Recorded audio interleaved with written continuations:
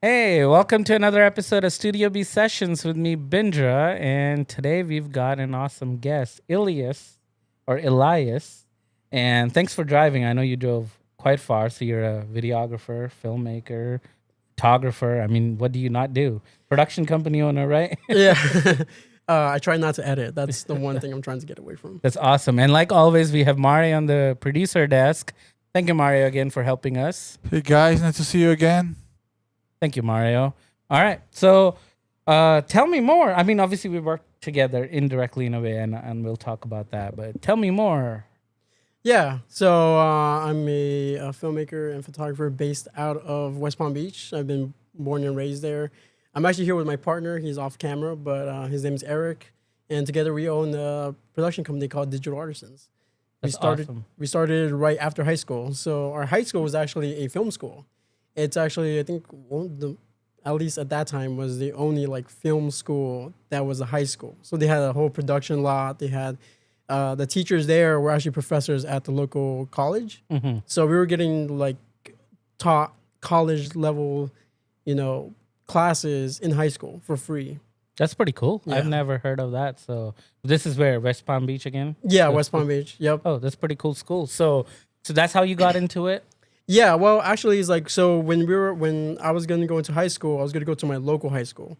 But in middle school, like at 8th grade, when, like the high schools come and like try to like poach you and stuff like that, G-Star came and they were like, oh yeah, we do video, we do photography. And at that time, YouTube was like a new thing. Mm-hmm. And so me and my buddy, we made a quick YouTube video with a few friends at the park and posted it on YouTube the next day, and literally everybody in the school saw it. Oh, really? Even the teachers, like everybody saw it. The next day everyone was like, "Oh my god, that video!" And this was So like, did it kind of go like viral? Or yeah, it whatever? went viral. Yeah, and then we were like, "Oh wow, people actually can watch this and we can make stuff." And it was all digital. It was Windows Movie Maker. It was like, Wow, how long ago was this? this was 2009, 2008. Wow, that's a long time. It was a long time ago. And yeah, we were like, we can actually do this. And when this film school came, we were like, oh, we'll give you like professional grade stuff. Mm-hmm. You'll use like real things. You'll have actors, because the high school actually has an acting department as well. So you would like have actors there ready for you. You have like sets,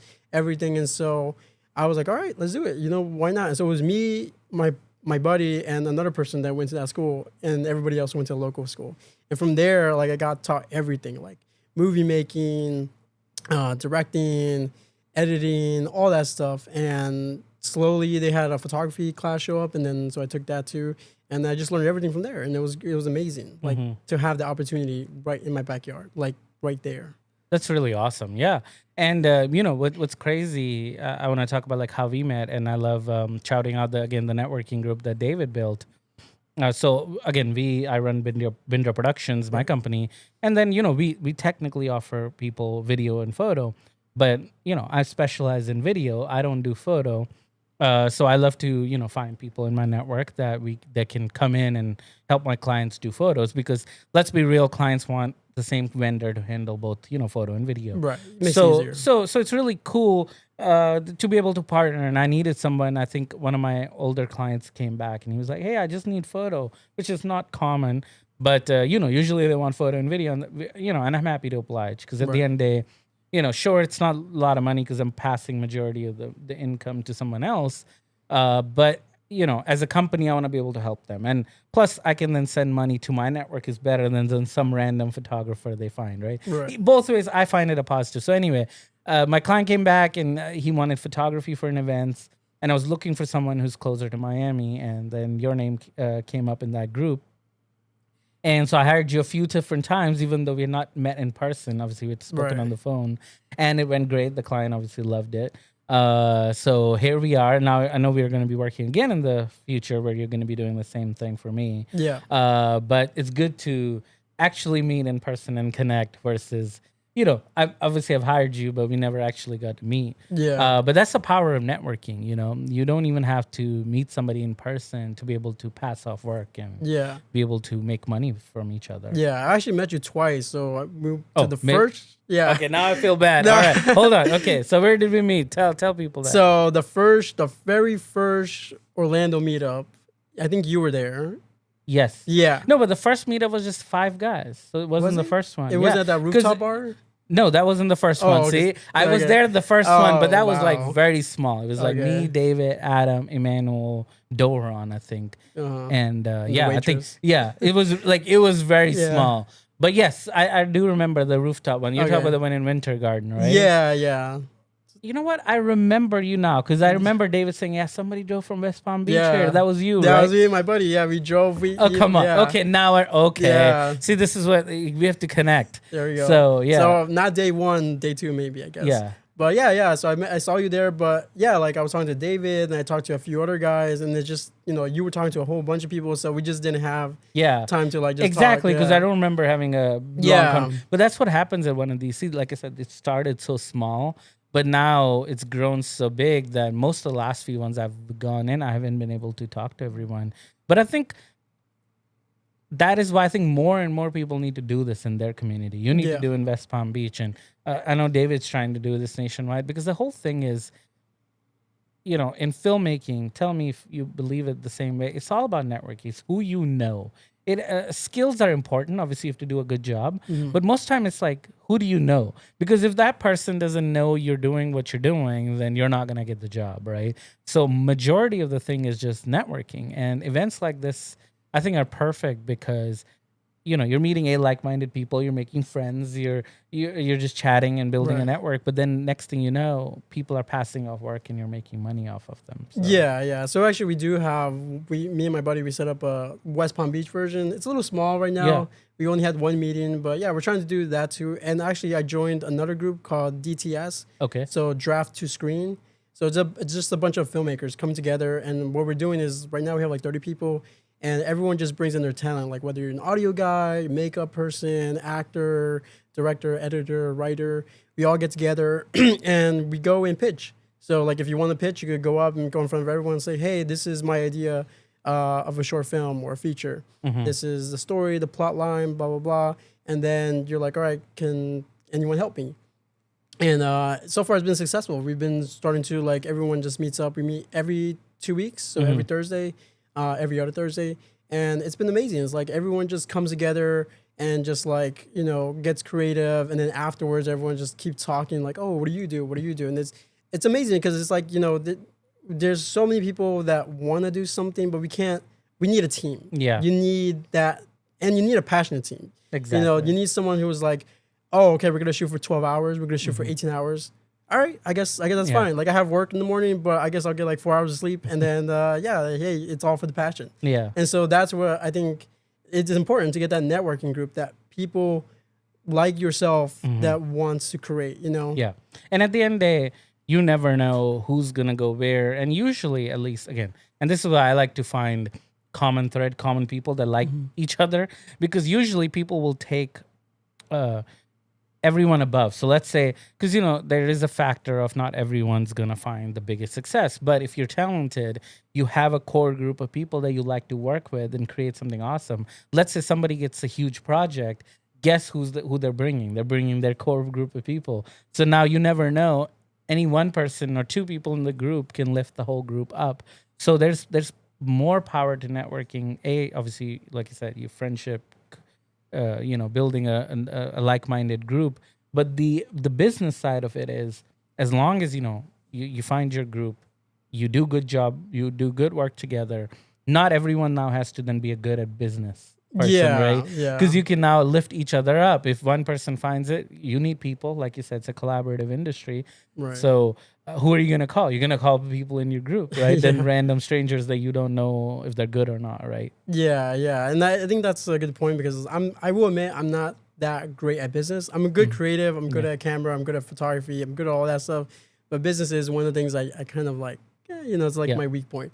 And so, that's very important, right? So that's why you want to partner with someone who's like who's like, yes, I'll go get the business and we can both create it together, right? I think that's exactly why you need like-minded people. Because if you're not good at business, it doesn't matter how good you're creative, you're not going to last. But same thing the other way. Let's say you're really good at business and you get all the leads. Now you can't deliver.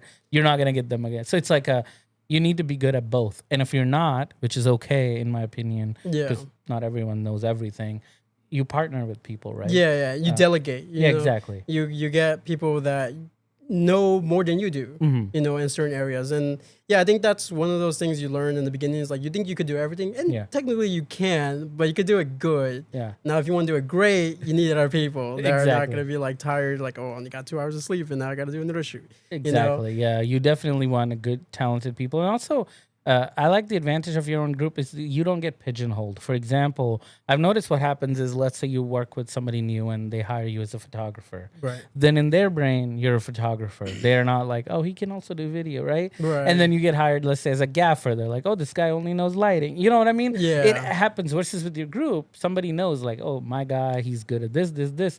So they know where to plug you and they're not pigeonholing you, right? Right. And it's not even a fault of someone. I'm just saying people hire you for something. They just associate that Right. with you. And then you can sometimes lose on jobs, even though the people may like you, because they have no idea that, oh, no, he's really good at video too. Oh, he's really good at, I don't know, grip too, or whatever, right? Yeah. So that's why I think that's another advantage of your group, because you can do these niche roles. Where Yeah. somebody's like, oh, I only need a PA today. And you're like, sure. But that doesn't mean you're normally a PA, right? You normally Right. could be a videographer or whatever, or camera operator and whatever. So they're not going to pigeonhole you because they know you. They're like, oh, yeah, it's my buddy. He's just helping out today. Obviously, that's not what he does all the Yeah. time, right? Yeah. So I think that's another advantage of networking. But like, just look at us. You got this job only because, like I said, we met, but to be Yeah. honest, I didn't even remember. But because in that group, we were able to connect again, right? Yeah, and actually I had to be proactive because you put it in the group chat like, hey, I need someone, and I immediately replied within I think like 30 seconds. or Yeah, something and like that's that. how it is. People are welchers, man. Yeah. But that's a good thing. To be honest, like I said, and I trust the group more because I know if somebody's in that group, they've been to a David's meetup, right? Right. They have been vetted, and somewhat, and plus, I'd rather again give work with the people that are like-minded in the same group, that like in the same network. And then once we talked on the phone, I was like, oh yeah, of course I gotta hire this guy, right? Yeah. And then obviously, but the weird part was I wasn't there. So Yeah. So how did the project go? What would you say? Yeah, the project going well. Like they had their own production team over there, and so they just kind of like put me into the little square peg, and I was like, all right, I'm in. Exactly. So it was good. Like everything went smoothly. It was a conference for some like medical company or something like Yeah. that. It was good. Like I had no complaints. Like it was just like, okay, you can do A, B, and C, and just do your thing. There you go. And that's sometimes is all it is. And like I said, for me, it was a big, relief to have somebody there I trust that's going to do a good job. And then, I'm just helping out the client. To me, Right. it was like a side thing, but it was really good to be able to, kind of actually work with you. Yeah. Because, it's one thing to just network, but to be able to pass off money, I feel like it takes that relationship to the next level. And now Yeah. the other advantage, I think, is now that that happened once, now this time I'm going to drive there myself. I was like, oh, I got a project. I need a photographer. Well, guess who I'm calling? Yeah. But I didn't want to do that pigeonholing thing. That's why I was like, hey, day one, we need somebody for video. If you're free, we can do both, so that I don't always just call you only for Yeah. photo, because that will happen. Yeah. Because your brain just goes, oh, photo, Photographers, Elias, yeah, I got to yeah. call. And then, but that's not all what you do, right? So Yeah. I was like, hey, we may need a third. If you want to jump in, that'd be cool. Yeah. So I think that's another way to kind of, just be more versatile, I feel. at least. Yeah. Yeah. I feel like the two main skills you should learn as a creative is be social and be proactive. Like that's just the number one thing. Like I said, if I, just never talk to you Yeah. at the group or anybody at the group, I was just like, let me just talk to my buddy who I drove there with, and that's it. And then I go back home. And I didn't Exactly, get, yeah.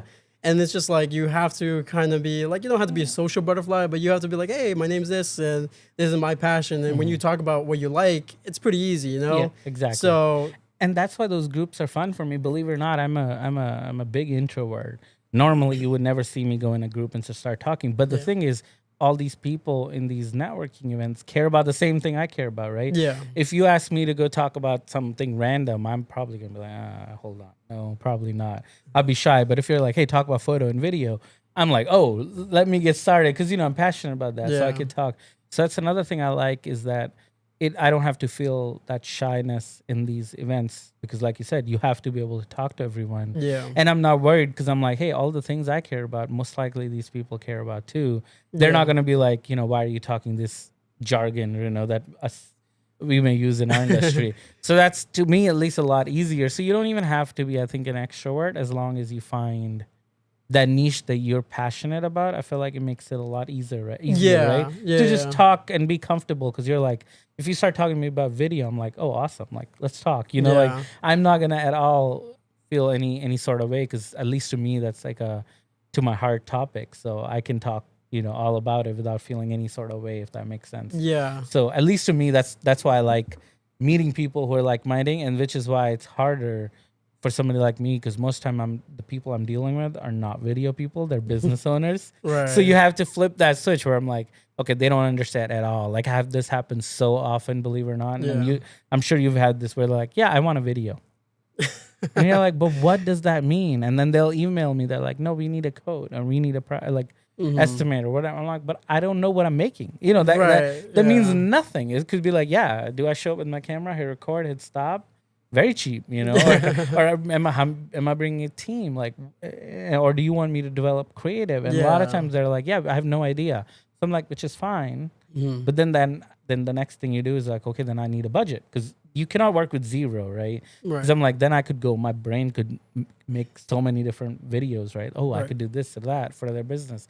But the budget isn't there. So next thing I'm like, what's your budget? And then they'll have such a low budget. It's like, well, no, we can't do anything. Right. Right. It's like that's gonna take time to develop your video. That already you don't have the budget for. Right. So how are we gonna do that? You encounter people like that? Yeah. It's just like they have a general idea of like, or they show me a video, and I'm like, okay, well, obviously that's like a multi-billion-dollar, multi-international company. Like I don't know if it could actually do that, but it's like you gotta get. That's why you need that social aspect. Okay, it's like you gotta lead them to what they want. You gotta like kind of pull it out of them. Like, all right, just like take their hand and go like, okay, do you want this video? Like, are we gonna go here? Do we gonna go production? I've had that happen where they sent me a video. They're like, we want to do something like that. I was like, well, this video has a budget north of $1 million. They also travel to this country in Europe. If you have a budget like that, obviously we can recreate that. However, here's something more realistic. How about give me 10, 15K and I can get you 80, 90% there. Obviously we want to go to Europe, but I can make it do in our local city or wherever they're located from. But that's kind of funny. In this engine, I know for a fact they don't have $1 million. Yeah. What they're sending has celebrities in it or whatever. And I'm like, yeah, you can't even afford to have them show up on set. Right. But have you had where it's like they have no idea? They're like, I just want a video, and then you go, do you have an example? And they go, no, I have nothing. Yeah, and that's where like you just gotta like brainstorm, and that's where you gotta do a little bit like pre-production and just figure out, okay, well, what do? You gotta have that full conversation with them, and that's why again you need to have that social skills. Like, all right, just like talk to them casually, so that way they let their guard down, and they're like, oh, I was thinking this, or this is my personality, this is how my company works, this is what we do, this is what we want, and then you slowly just get there and just it's it doesn't have to be like clinical, surgical. You just gotta talk to them like you're talking to a buddy. You're like, okay, my buddy wants a video. How do I help his business? How do I help him? I want to help him. He's my buddy. You know? Exactly. So like, what's the best outcome? And then so you kind of have to do that for them too. And get in their head and go like, okay, so this is how you're gonna achieve the best results, right, with your budget. And that's pretty much it. How do you approach that conversation about the budget part? Is there a particular way, or does your friend handle that part? Yeah, my friend usually handles that. But like I said, I'm just like, it's like $1 million. But he handles that. And that's it. Like, that's why it's good to delegate, like what you can do. Like, I can edit. Do I want to edit? Not really. Like, I'll let so him. he edits and does the business, and you do more what? Photo and video? Yeah, photo and video. So I'll do more creative, shoots. Yeah. So again, that's why you got to find those people who can, like, who love to edit or who love to just talk business. Like, they're not a video guy. They don't know anything, but they're like, oh, I know numbers, and I can help you in that way. So it's like you definitely need those other aspects. Like if you could do everything, then hey, amazing, right? So that's actually pretty good. I mean, like seems like a very good partnership, because you guys seems to have the right set of skills. What type of work do you normally do? What are you typically, you would say average type of shoot or photo, whatever project that you handle? So we do a lot of events. So currently we do like weddings, but then we also do like restaurants. So we work with some like agencies when they're like, okay, we need some restaurant video and photos of this place or grand opening or something like that. And we also work with our local downtown development authority in West Palm Beach. And so they do like, events or like pop-up shows and stuff like that. So we kind of work a little bit more on the commercial side. And so that's where, but we do love events. Events are great. They're always happening in West Palm Beach. So that's where we are currently. Awesome. So how do you price those? Do you handle any of that? Or like what would a typical, so somebody, let's say they want to get into event photo and video, what range could they expect their projects to be in? From your reference point. From my reference points, it's like, you could go from like $1,000 on the cheaper end to like $5,000. It depends on what they want. We do also do some smaller ones, but usually I can delegate it to someone else. But yeah, it's around there. That's pretty good money. I mean, I find, and same thing in Orlando. Again, events are less, but we will sometimes do corporate events, and that's why I still do it. Like I said, I love more scripted content or high-end interview content. That's kind of what I enjoy, or commercial content. But honestly, I think Orlando and Vegas are the two big cities with a lot of conference and event work. And you cannot just say no to that because there's so much money and it's right in my backyard. Right. So we do get enough opportunity. And like I said, it's not my favorite work, but it's also not hard work. So I personally like it, like I said, and that's good money range that you're talking about. Like I said, $1K to $5K for an event. It's just you and your friend. Let's say 2 people. I think it can be very profitable too. Unlike commercial gigs where you're just spending money, and you need a set, you need this, you need that many people. It's what harder about what about the creative side? Like, do you work also like I think I heard Mario. I think you talked with him on the podcast. You did like an indie. You shot and helped. Yeah, that's how we met. It's so funny. Mario, remember the movie I did for Daisy? So he was the AD and I was the DP. But he wasn't my part of my crew. So I brought all the camera department was mine. Right. So all the operators and the sound guy and gaffer. But Mario was technically from the client side. But again, what happens when you talk the same language, we immediately connected. I was like, this guy knows what we're doing here. And he was like the perfect liaison to have between me and the client because he understood. They don't, clients don't, and it's okay. They're not from our field. Right. Understand what we're bringing, what we're doing, how we need to go. Anyway, talk about that, Mario. Remember how we met and that whole gig? Yeah. For Daisy. Yeah. How you like the movie?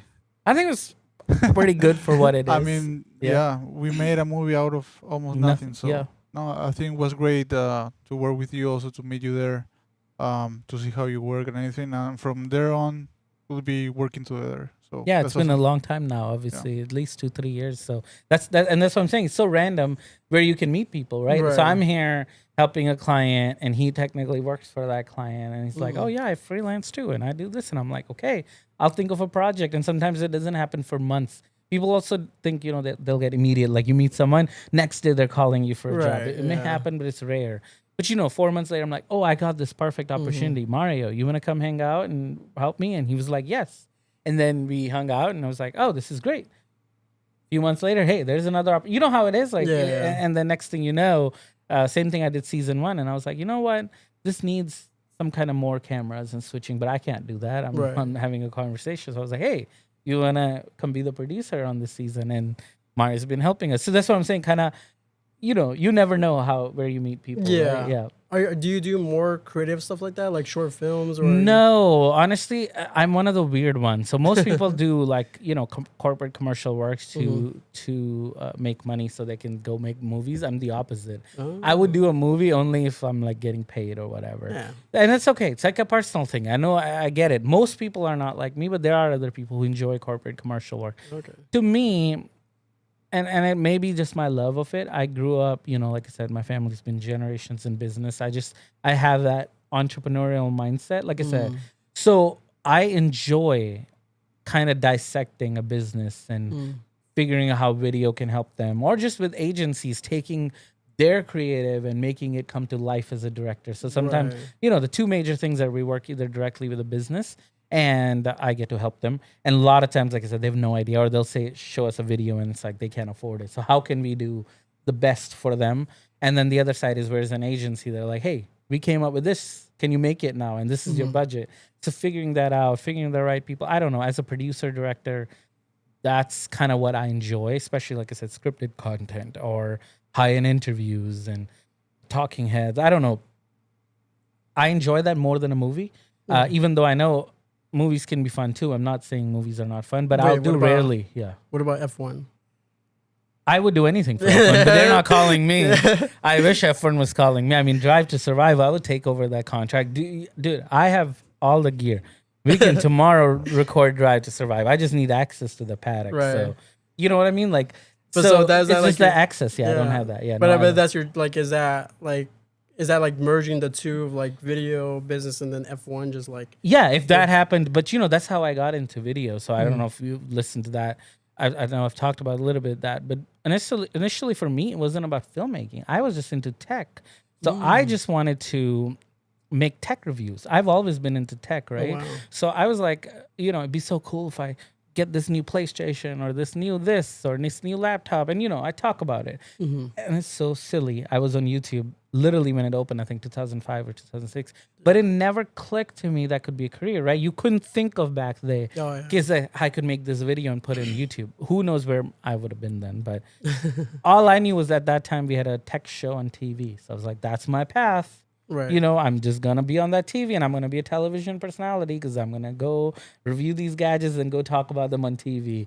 Anyway, so that's how my video production thing started. Plus, we were also friends running around making videos about video games and stuff, just like Assassin's Creed in real life and, parkour, the silly stuff. But the point is, that's how I kind of started. It was never about actually filmmaking. It was about making a video about my favorite video games, or it was about reviewing technology. But then as soon as I showed up on the television show, I was like, crap, I enjoy the producing, the directing, the behind the scenes, the DPing, way more than I enjoy being on camera. Right. So, and that's the reality check sometimes you get, right? Hence, here we are. So this is the complete opposite of how it started and where I am. But so honestly, yes, again, to bring it full circle, if I get a really good movie, obviously me and Mario are kind of still working on my own movie. I will definitely do it, obviously. I'm not saying no to movies because I do get calls where they're like, hey, we need gaffing. Can you light our entire movie? Is Absolutely. Is it a short or is it a feature? No, it's a feature. It's a feature. Yeah, I had a story. Mario wrote it. We're still working on the scripting. Oh, so it's pre-production. Yeah, it's pre-production. Not production yet. But I would love to finish it hopefully soon. And that's like a passion project, you can call it.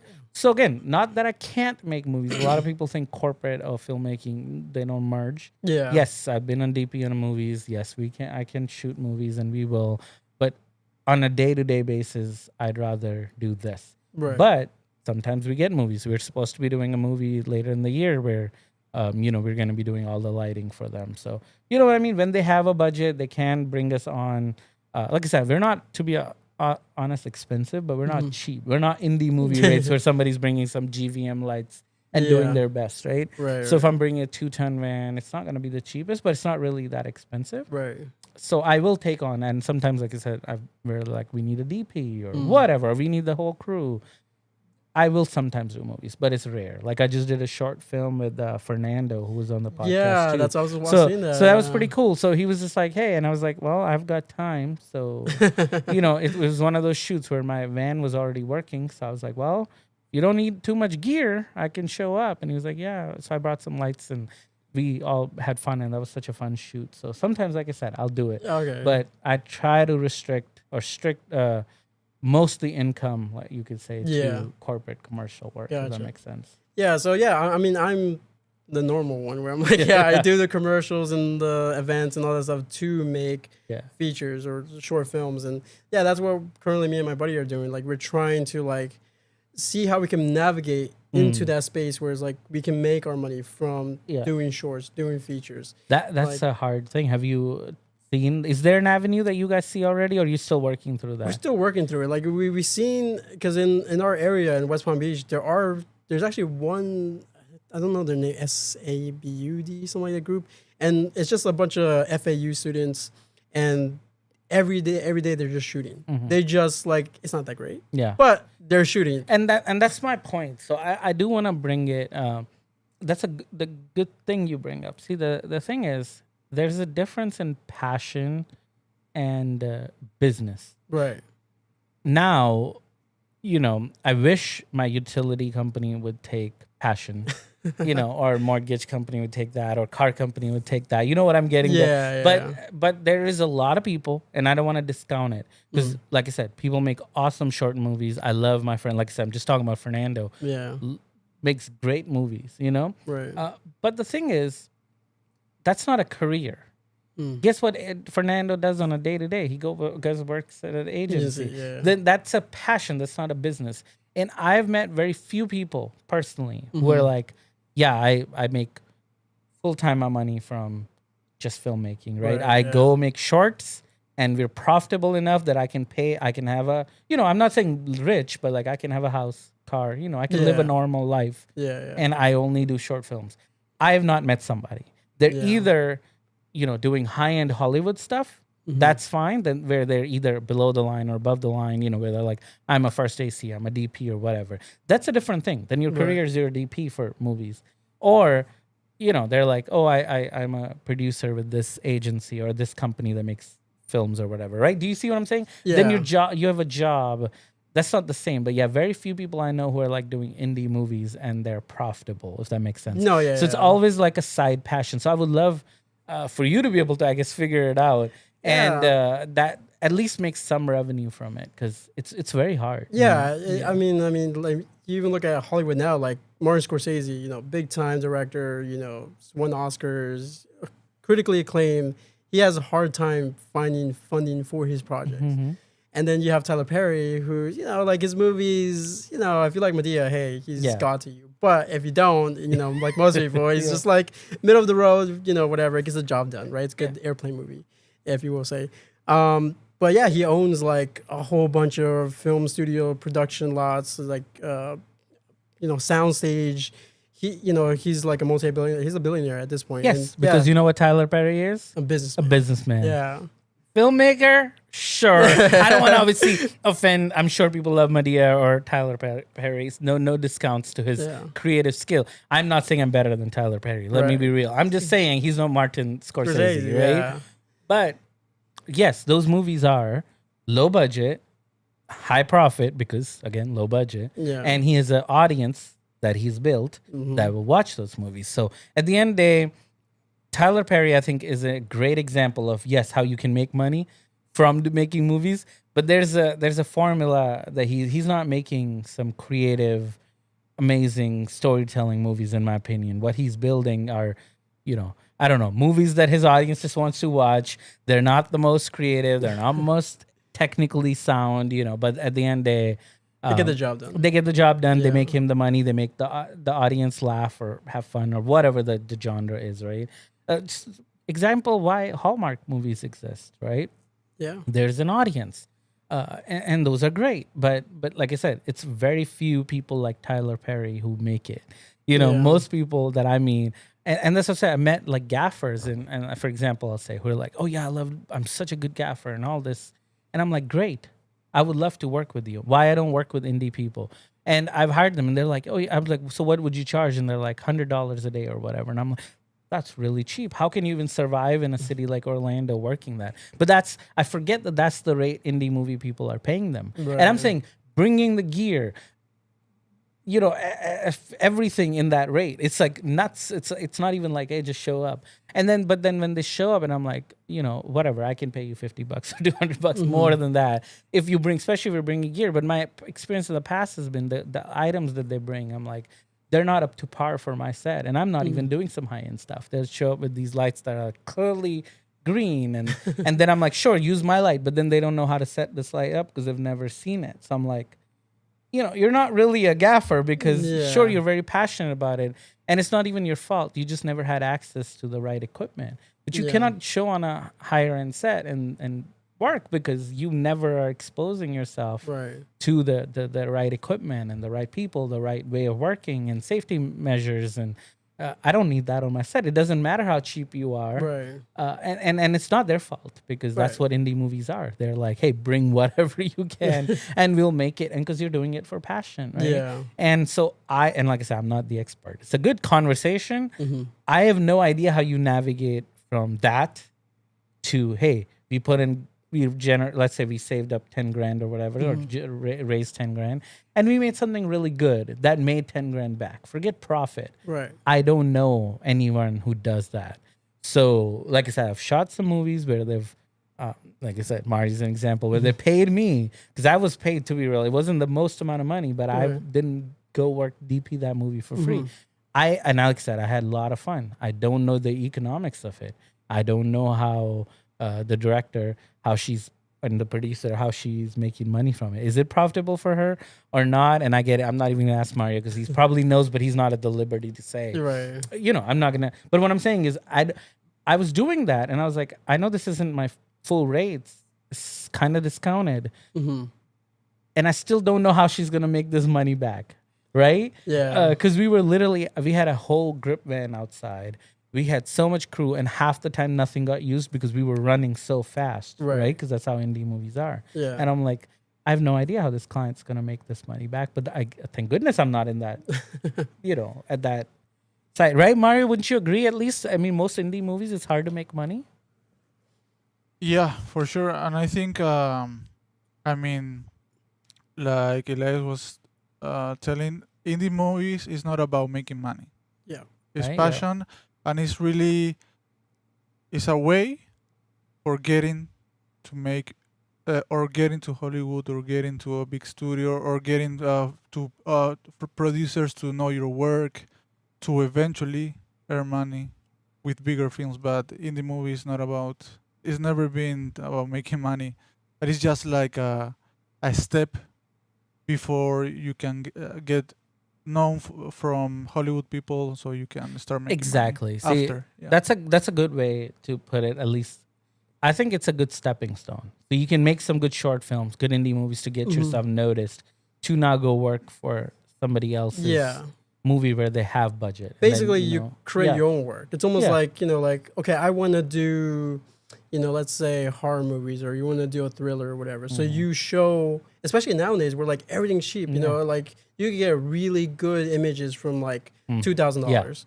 You don't need an expensive camera. Yeah, you don't need. Show good images. So now, and you can show that to anybody in the world. You can show it to someone in Asia or South America. You can just put it on YouTube, right? Have an immediate audience. Yeah, as long as people. And are so, interested. like I said, in this world, like it's different. Like like 30 years ago, I was like, you could never do this. Like the only person you could show it to is like your mom, your dad, and like your neighbor. That's it. It's like, that's nice. But nowadays, you have the ability to, like I said, it's a stepping stone. You could show people, this is what I can do. Like if I put 100% and I only have $10,000 or less, imagine what I could do with $100,000, $1 million, whatever. And I think, again, it's like that. You need that passion. Again, it's like, it doesn't pay the bills, but like if you can follow it and if you can show people you can do this, then you can end up doing what you want to do instead of like, hired by other people. Like now you do the hiring. Like, okay, I want to make this big project for like a feature that I have in my head that I know will generate an audience, and especially nowadays with like Netflix, Apple, Amazon, like they're just buying everything up. Like it's crazy. So again, the economics and the numbers on that is all, they don't even know. They're just throwing money at everything. They're like, okay, because that's how it is, and that's why you see Hollywood's dying because the way they made money was from ticket sales and all that extra stuff and DVD sales. There's no such thing as DVD now. Right. I mean, I don't even know who buys DVDs or Blu-rays anymore. Okay, you're a rarity. Most people don't, and then the other thing, most people don't go see the movies in the theater, which is why currently I again see people in Hollywood like who actually live in LA suffering because.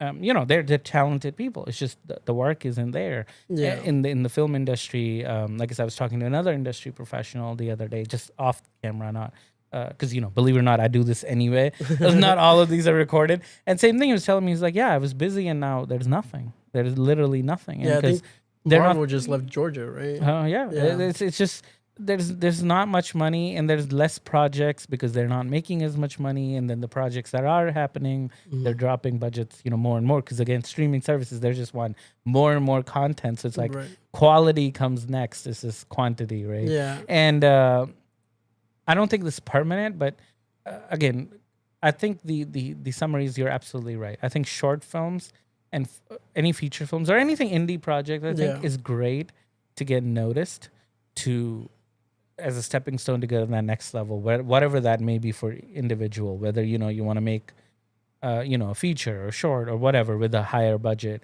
or just go into a certain role, right? Even though you may not do the whole thing together, but you're like, I just want to be the DP for this type of project, or sound guy or whatever. I think that's the way. I don't think there's any way, and like I said, I could be wrong because I'm not an expert on that, but I don't know if there's any way to like make profitable career out of only making indie movies. I think indie movies are just a passion thing you do to step to somewhere else to make your career, right? Yeah. It's like a portfolio. It's like, like I said, it's just the first step forward, Exactly. And I mean, I'm seeing now the trend is like, have you seen Weapons, the new movie that just came out? They made that with like under 40 million. It's like really like, to Hollywood, that's low budget. Yeah. And they made, I think, already $200 million. So I think what Hollywood's seeing but now, that's a rarity though, in Hollywood nowadays. Like most movies are flopping or not making big money. Obviously, good movies exist. I'm not saying they're not making good movies. Yeah. Like, I like that F1 movie they made too, but I like F1. but the thing is, I didn't even go to see it in the theater. I care about F1, but I was like, I don't care about Brad Pitt. I don't know. I'll see it when it comes. So it finally came out, and I was like, okay. I watched it, on streaming or whatever, and it was fine. Like, it was like, oh, cool movie, but I'm not going to the movie theater for that. I did go for a while back, Fantastic Four that came out, the new one. I did go, but then half the theater was empty. I was like, holy crap. And I went like, I'm saying opening weekend or whatever. Yeah, I went for the Superman movie, and that thing was packed. Oh, really? Yeah, it was. But they're saying like the original Superman with what's his Henry name? Cavill. It's sold like 3 times the tickets that this one did. So yeah, it's all And again, like I said, I don't think Hollywood's going anywhere, to be real. No. I think it's just a dud. It'll come bounce back. That just happens. People want content. People want entertainment. But at least for me, and like I said, not saying that that's the wrong path, because you're not the only one. Most people I know are like you, who are like, hey, I want to make movies and creative stuff. This is just a way to get there. For me, it's just like, you know what? If they have a budget, if you have a budget, I'll come either DP, gaff, whatever you need for me.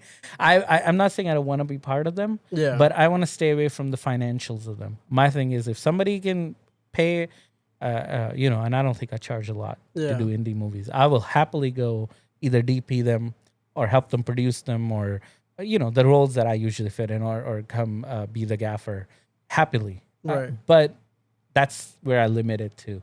So I don't want to ever go, oh, I'll make a short film, or I will go do this for free because this is a passion. I don't know. I don't think it's for me. But again, most of my friends want to do that. And that's why I support them. So I'm not a rental house, but believe it or not, I get stuff you guys used on movies all the time. So I'll have friends always show up. They're like, hey, I need your FX3, or I need this production monitor, I need your wireless transmitter. So my stuff always ends up on indie movies. And now, normally I wouldn't do this for strangers, but people I know, I'm happy to rent, which I don't charge that much anyway. But it's like, sure, take this, whatever, just sell me this much or whatever, right? So that may be an indirect way of helping my friends.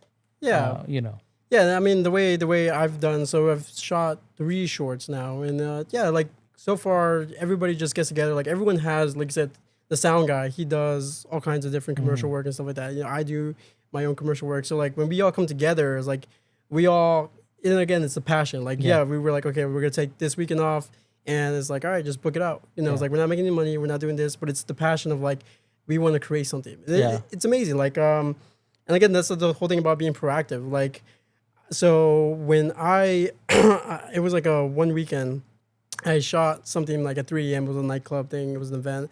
And I got home super tired. I get a call like 11 o'clock, and I'm like, okay, who's this? I don't even know the number. It says unknown. And they said, oh, we need a DP because we're doing a 48-hour short film, which I was like, okay.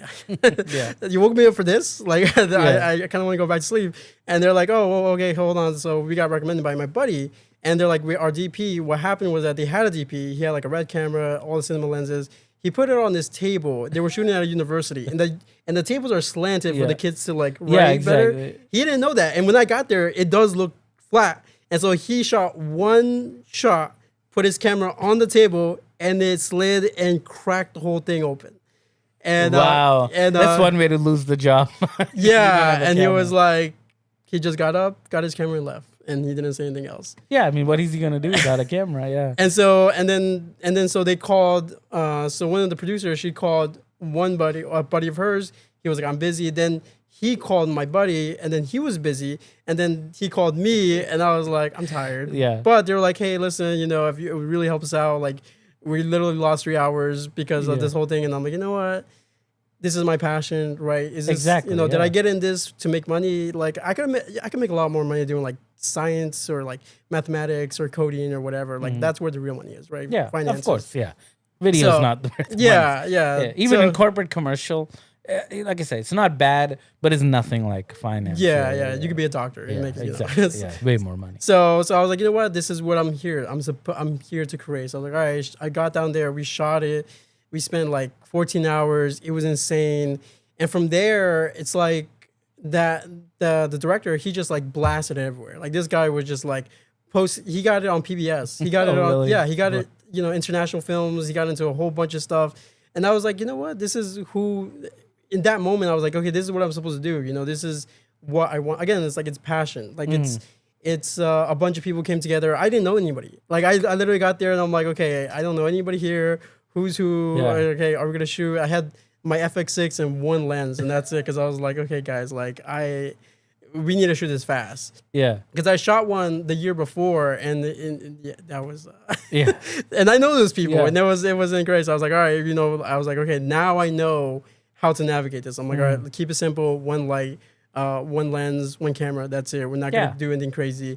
And from there, it's like I made a whole bunch of new contacts, and it was just like I got a whole bunch of more work from them. And yeah, it's like ever since then, it's like I figured out like you just gotta like go for it. Like if there's an opportunity, like you just gotta go and grab it because it's like if you have. You know, like for the longest time, I always imagine like, okay, if I had a camera, have I had this, have I had that, blah, blah, blah, I'll do whatever I want. And now I do. And it's like, okay, well now this is the time to do it. Like you got to you got to put your foot on the pedal and just go for it. You know? Yeah, exactly. No, that's very smart, you know, because like I said, not every project is about, just money or whatever. Because you went there because you were passionate about it, even though you're tired, and plus to help people, you know. And at the end, like you said, you got... you got more work out of it. Plus, you built all these networking contacts. I mean, I just had Zay on my podcast, and we were talking about the same thing. You know how a friend of mine. But initially, you know how we met because he needed some microphone, and I just happened to have one, and I rented it to him. You know what I mean? And that's how I could have just said no initially. I was like, do I want to rent this expensive mic to this random person? And most likely, I was gonna say no. And then I was like, you know what? I want to help the guy. He needs this.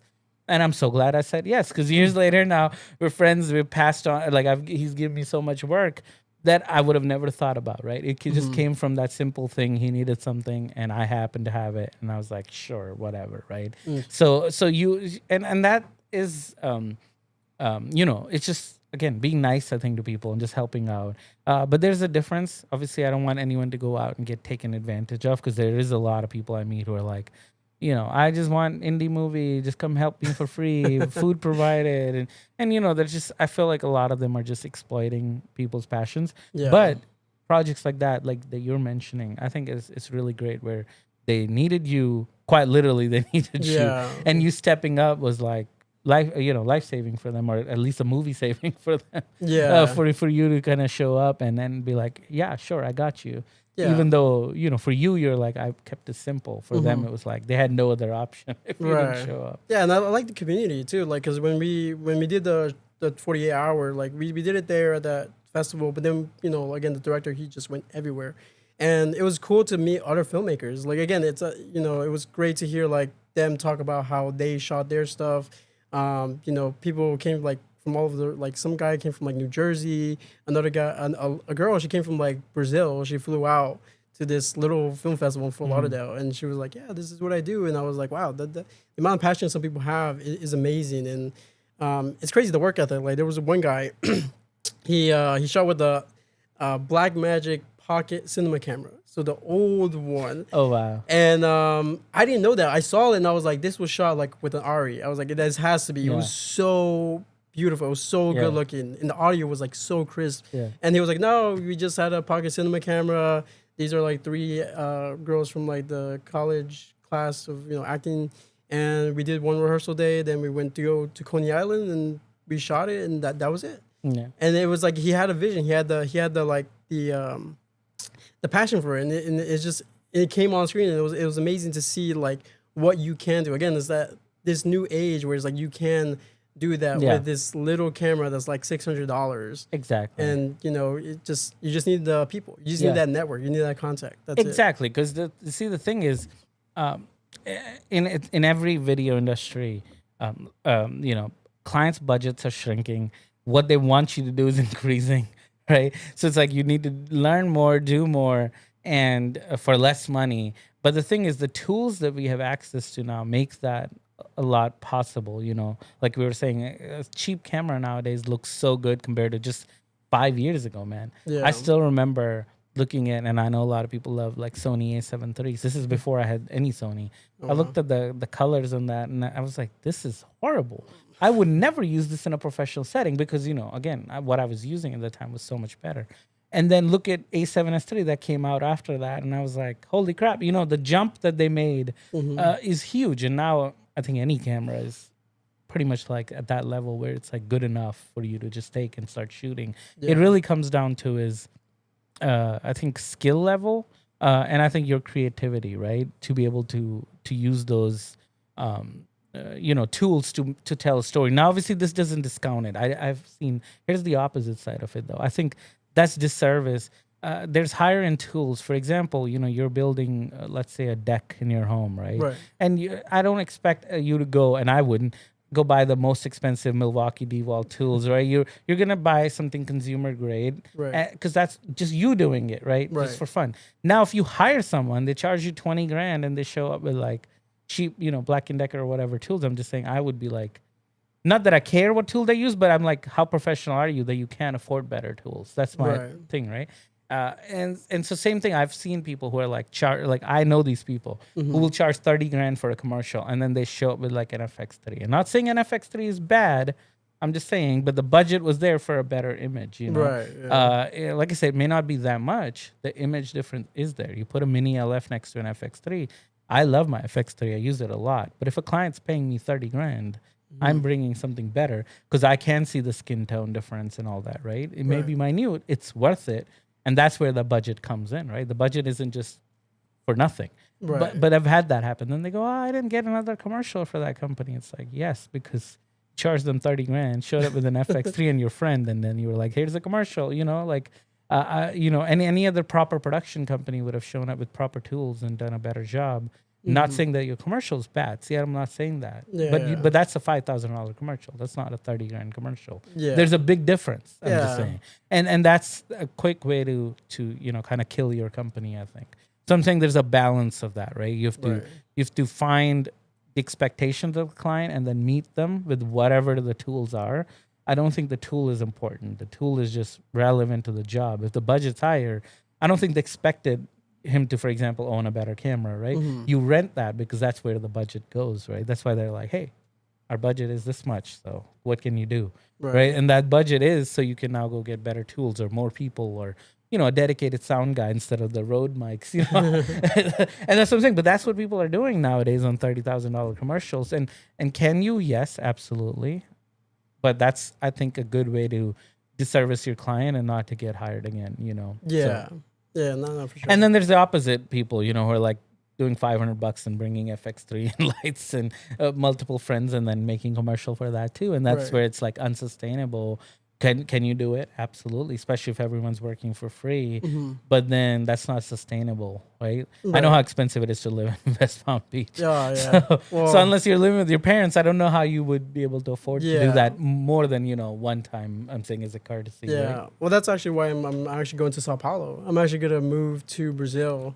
Oh, really? Yeah, so I'm gonna take a year off, maybe 6 months, a year. I'm still figuring it out. And that's one of the other great thing about networking is that I met like some other people in the group, like Yeah. Fernando, Oh, yeah. who's Brazil, and he's Mhm. from Sao Paulo. He's actually going next month. Yeah. And that's that's what's interesting about what we do is like Mhm. it's portable.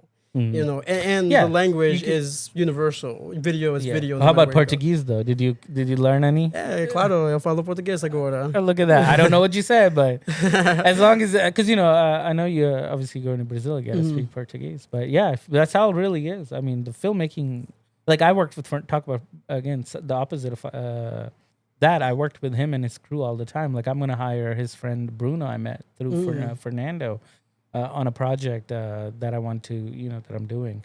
But the same reason, like language is not a thing an issue, because when I met him, I was like, oh, his language isn't English isn't the best.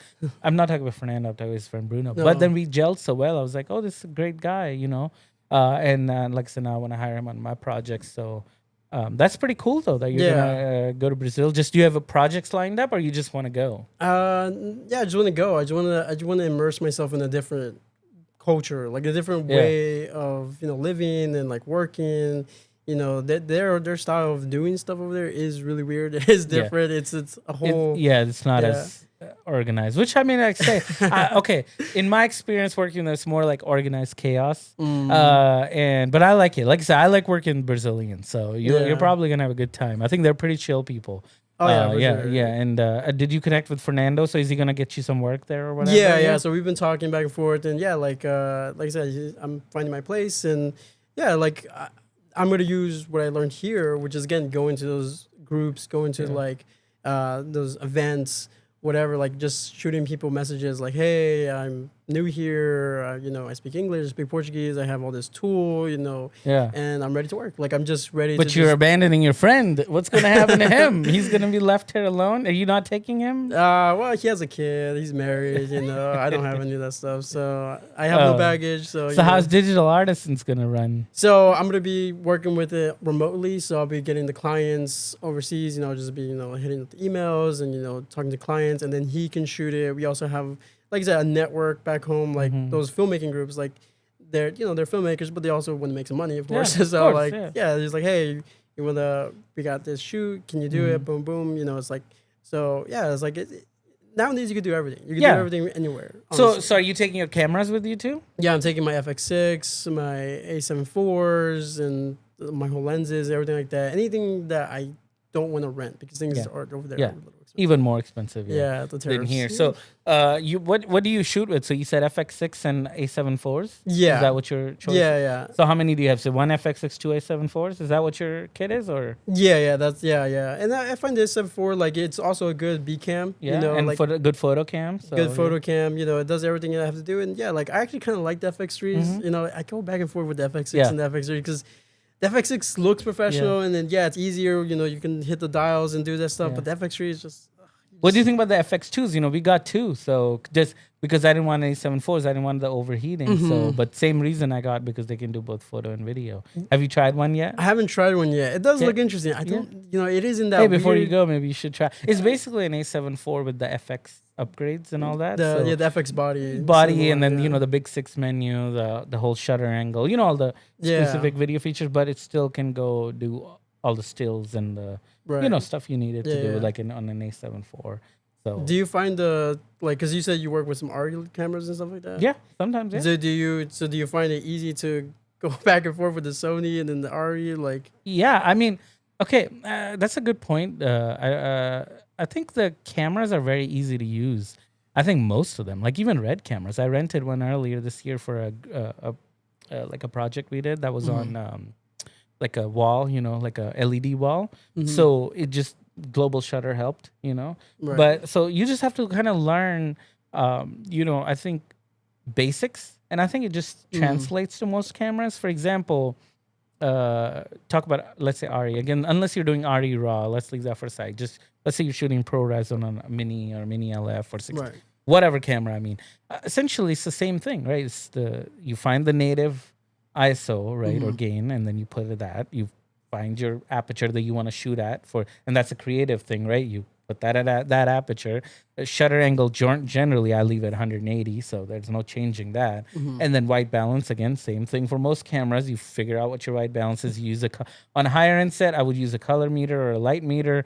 On a indie set, I'm just eyeballing. You know what I mean? Like, hey, just 4300 looks good here. And by now I've done this 15 years. I kind of can get it very close. But you see what I'm saying? Yeah. It's not any different. It's just a little bit of menu difference. And most of these camera companies, by the way, I highly recommend people and go to their companies. They have virtual menu players like on the website. So you can actually pretend like you have the camera. You can like press buttons and it'll let you navigate the menu. It's just, that's all it is. It's like you have to understand obviously the menu. But most cameras are same. I mean, talk about that. I switched from Canon to Sony and I had no trouble because same thing. Most of the settings translated. The only thing I had to learn was native ISO. And funny enough, most cameras are native ISO is 800. So that didn't even change for me going from Canon to Sony.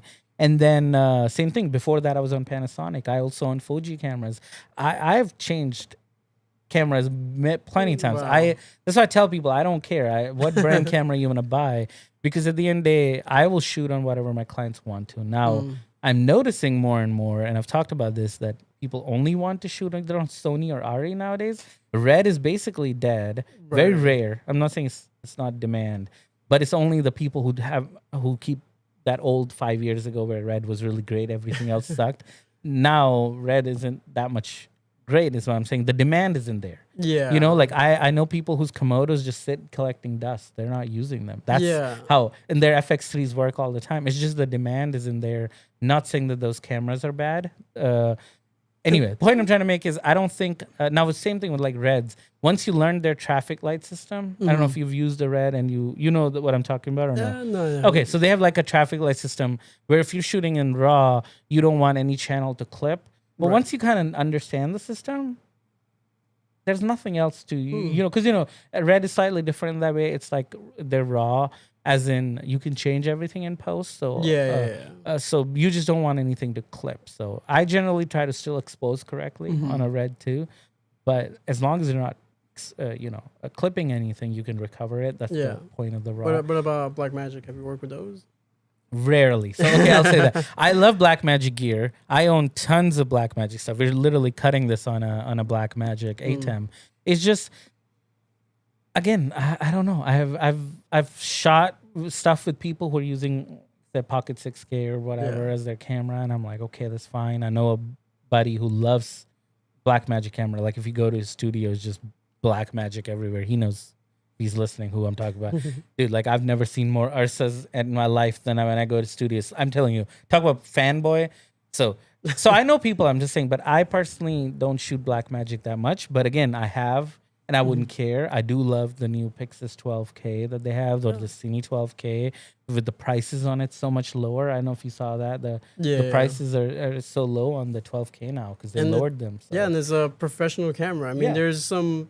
It's not bugs. It's more like you need a crew for it. Yeah. It's a crew camera. So he's like, if you buy it yourself, it's like you're better off with FX3. Like if it's just you, this doesn't make sense. But what I like is the flexibility. That we live in a time where under 10K, you can get a 12K camera. I think it even comes with like an 8 terabyte recording module and B-raw has like B-raw, which I mean it's not real raw, let's be real. B-raw is fine, but it's not like red raw. It's not the same thing, it's called raw, but it's not really whatever. I don't want people to hate me, but you go read the white paper. What I'm saying is technicality is a different thing, right? But what I'm saying is, yes, I love that their cameras exist because they're so cheap and they give you so much more. I think Blackmagic's always been this company. I don't know their philosophy. All I can say is they launch these crazy, awesome products and their prices are always lower than you think that product should be. So, which is why I think they're loved by a lot of indie people, especially indie filmmakers, because it's real good image. But again, personally, I don't use them because there's no demand. I don't get ever a call, hey, let's shoot this on Blackmagic. I've had one person even tell me in the last 12 months that they were going to shoot something on, I'm talking something with a budget, right? Yeah, something that, let's say 10K or higher budget, where they literally even told me that they were choosing to shoot it on the 12K. Wow. So again, I would gladly shoot it. If you call me and you're like, Vipul, I need you to DP, come. Blackmagic cameras are so easy to operate, man. They're even easier than Sony. I love their menus. Everything is easier than Sony. So that's what I'm saying. Yeah. So you tell me, I'm happy to operate them because I wouldn't care is what I'm saying. I'm very camera brand agnostic. I'm like, camera needs to be good. It needs to work for me. And the only reason I use Sony, to be real, is because that's where the industry is dominant. Because in the corporate commercial world where I am, the demand for FX6s and 3s is really high. But outside that, I wouldn't care. If tomorrow somebody else, like if everyone was like, all agencies were like, we want a Blackmagic 12K, I would buy 4 and just show up with 4 of them. That's my style, I show up with more than what you ask for. But I don't care what the brand is, if that makes sense. Right. What about lenses? So lenses I have obviously currently because I'm the Sony ecosystem. So corporate stuff, I like their G Master. I have their latest primes and literally every G Master. I think the only one I don't have is like the 28 or 20, the new F2. Yeah, 28 to 70. 28 to, I just was like, I don't understand. Like, why isn't 24? I guess they can't make it, but I feel like the wider would be more important to me than the. I would have rather been 66, 24 to 66 than a 20 to 70, because that 4 millimeters in the wider end to me is far more important than the further end. Right. So but I have their GM2, the 24 to 70 GM2. So I have basically all their GM lenses except for that one, the new one. And but for cinema, I've generally been renting. So I did all the higher end stuff. Typically, I go with, unless usually the client tells you. Like I said, if it's an agency, sometimes they may have a look. We need this with this. But if they give me the choice, I usually rent, like I said, mini LFs with the RE signature primes. That's my go-to. I have filmed on Cook lenses a lot of times because if they want Cook look, then we'll throw Cooks, whatever on them. But new thing that I bought and I've been offering my clients the past few months is the Arles lenses from DZO Film, and they have been incredible for us because it's like a midpoint where it's like, hey, we don't want to go, we don't want to spend money on renting RE lenses or Cook lenses, but we want a higher end look. I think the look is very close. It's like 90% there for like fraction of a cost. Like, I'm charging, let's say $400-ish bucks to upgrade, which is not a lot. I'm saying on a budget and they've been really good for us. So like I said, they haven't fully paid off yet, but I think they will, because we don't use them all the time. I think they're just a stopgap. It's like, hey, corporate client, Sony, hey, you want a higher end image or it's a higher budget corporate look, then we'll go to Arles. Or hey, we're doing a commercial, but we don't have 30 grand or whatever. Okay, Arles is the perfect upgrade. And I love using them because for me, they're a little heavier, but the feel is all the same as signature primes, and I've used those lenses enough. Because let's be real, I do projects with like 10 people or under usually. Very rarely we'll have 30, 40 people on set, but that's like most. So I don't have a first AC a lot of times. So I'm saying really? I'm used to like handling things myself or having the team handle it. But what I'm saying is I'm used to handling RE signature primes, so I kind of know the feel. So the Arles, have you used the DZO Film Arles? No, but I've used the Nisis. Okay, yeah, they're very close. I think no, but the Arles are, so I've used Athenas. These are much bigger. Yeah. And much heavier. But they're like very close to, I'm saying, like a signature prime lens. A little heavier. Yeah. But REs are just too light, I feel like. But the feel in the hand is very similar, which again, I'm surprised that they were able to copy them. I don't know if I want to say that, but they did a good job, I'm saying, to make them very close to higher end lenses where I'm like, wow, that I can buy this. Yeah. I could never think about buying a signature prime set. It's like what, 100, 150K? And that makes no sense. I don't rent them enough to make that sense for my clients. But something like an Arles, which is funny enough, is just sitting right over there. The case, it's incredible lenses. I would recommend renting them for like a short film or whatever. Yeah. They are. The look is like, I'm telling you, 90% like Cook, and so it's warm like Cook. The roll off is very much like signature primes. and you're paying fraction of the price. So Right. anyway, that's what I've been doing. At least I would say past few months. But you know, these things are changing. Yeah, I Do like you- the Latinos. I Do mean, you own the Athenas or you rented them? so we work. So my partner, he works with FAU, and Okay, so they have a camera department over there, and they have some Latinos, and yeah, we've used them on a few projects already. Have you tried the Aureus? I love. I've seen those. I've not tried those. I've tried the Athenas, and they look really good. I don't think. I still think based on images. Now, this is not my personal experience. I think Arls are still better, but they look really amazing. The Aureus is like their T14. Yeah, it's a little bit of step up. Yeah. So, but they look incredible. I think Nisi. See, here's my thing.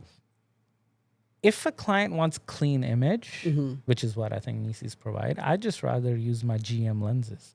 I find people want the look, the creamy. Yeah. I was this close to buying Aureus set too, but then I had to sit down because there was a really good offer that I was gonna get on it. So brand new set, but like it was like thousands of dollars off. Right.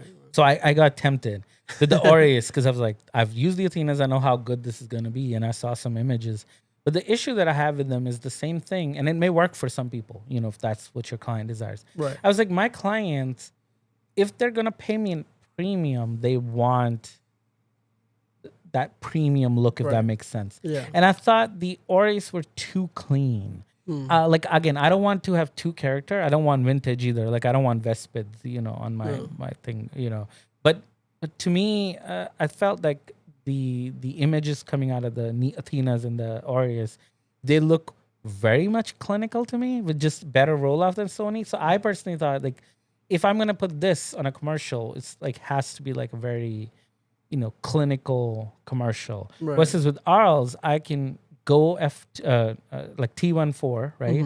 And I can have some look. And it's still not vintage. It's a nice look. Right. But then let's say if you want a clean image, we just put it to T2 and it just cleans up. So I can do both with an Arls that I can't do with the neat. I don't know how to make character. Obviously, you can put some filters on it, but it's not like, it doesn't get you that, the swirly, the creaminess, that you're looking for without going to vintage. Obviously, neither of these lenses are going to get you vintage look. Right. But what I'm trying to give my clients, remember, this is an upgrade for where they don't have a high budget. Right. I find the Arls were perfect for me, but I am tempted, like I said, with the Nisi stuff. Yeah. They are killing it, especially with their variable ND, the Jet Mag stuff. Yeah. Man, that stuff. So you talk about the advantage there.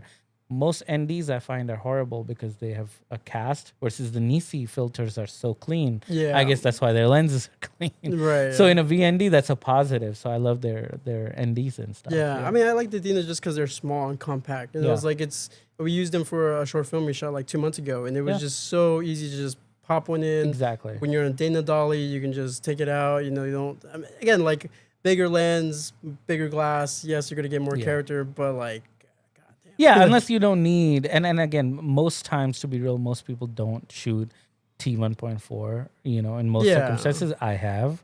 We did that project in Chicago where we just maxed it out, but we wanted the look. We wanted it to be high-end, moody in that look, but it's not for every project. I agree with you.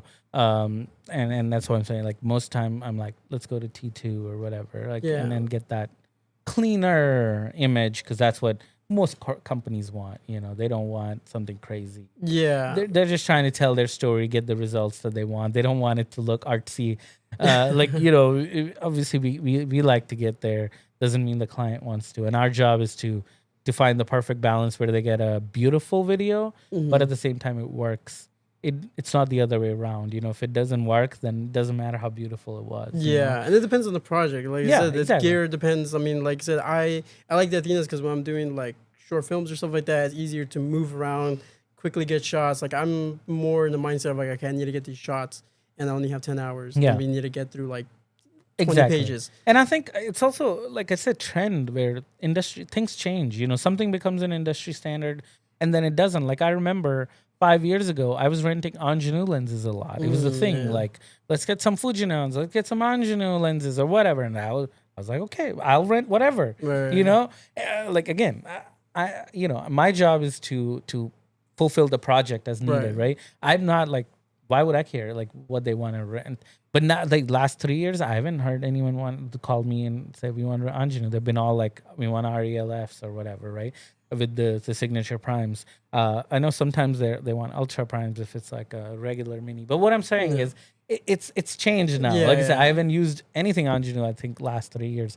But I'm sure somebody will make something and then all of a sudden it'll be like, oh, we want this lens. And then so as a DP or producer, I generally try to be too non-emotional about it. Right. Because I'm like, I don't like people like that who are like, no, we have to use this. And I'm like, why? Like, unless it's like a specific reason. There has to be a reason like for a it. look Like, or, but the client has to agree too. It's not just what I want. Like, for example, talk about Arles. When we used that in Chicago project, I was able to bring it to my friend who was taking us there. Like, because we wanted to use some other lenses. I think it was Coke SP4s or something. SP3, sorry. And I was able to show him like, look, this is our ideal lens set. This is this lens set. We're gonna get there and we'll save so much more money. And then he saw it and he was like, yep, absolutely. So kind of like that, sometimes you have to show the client too where they can save money. And that's why I'm like, I like the Arles, but I also think it's also what you own. So now, for example, I own Arles. It's a lot easier for me to go to a client and be like, hey, let me bring these because I already own them. Right. Versus if I didn't own them, it'd be a lot more cost to go rent them or bring them or whatever. Yeah. So I think that's another thing is what you have access to. Because if you don't have access to a certain thing, then you can't bring it. So what about you? What type of lenses are you shooting with or cameras that do you rent anything outside of your FX6? Not really. Like I said, I like to keep it simple, easy. I know how to use it. I know what to do with it.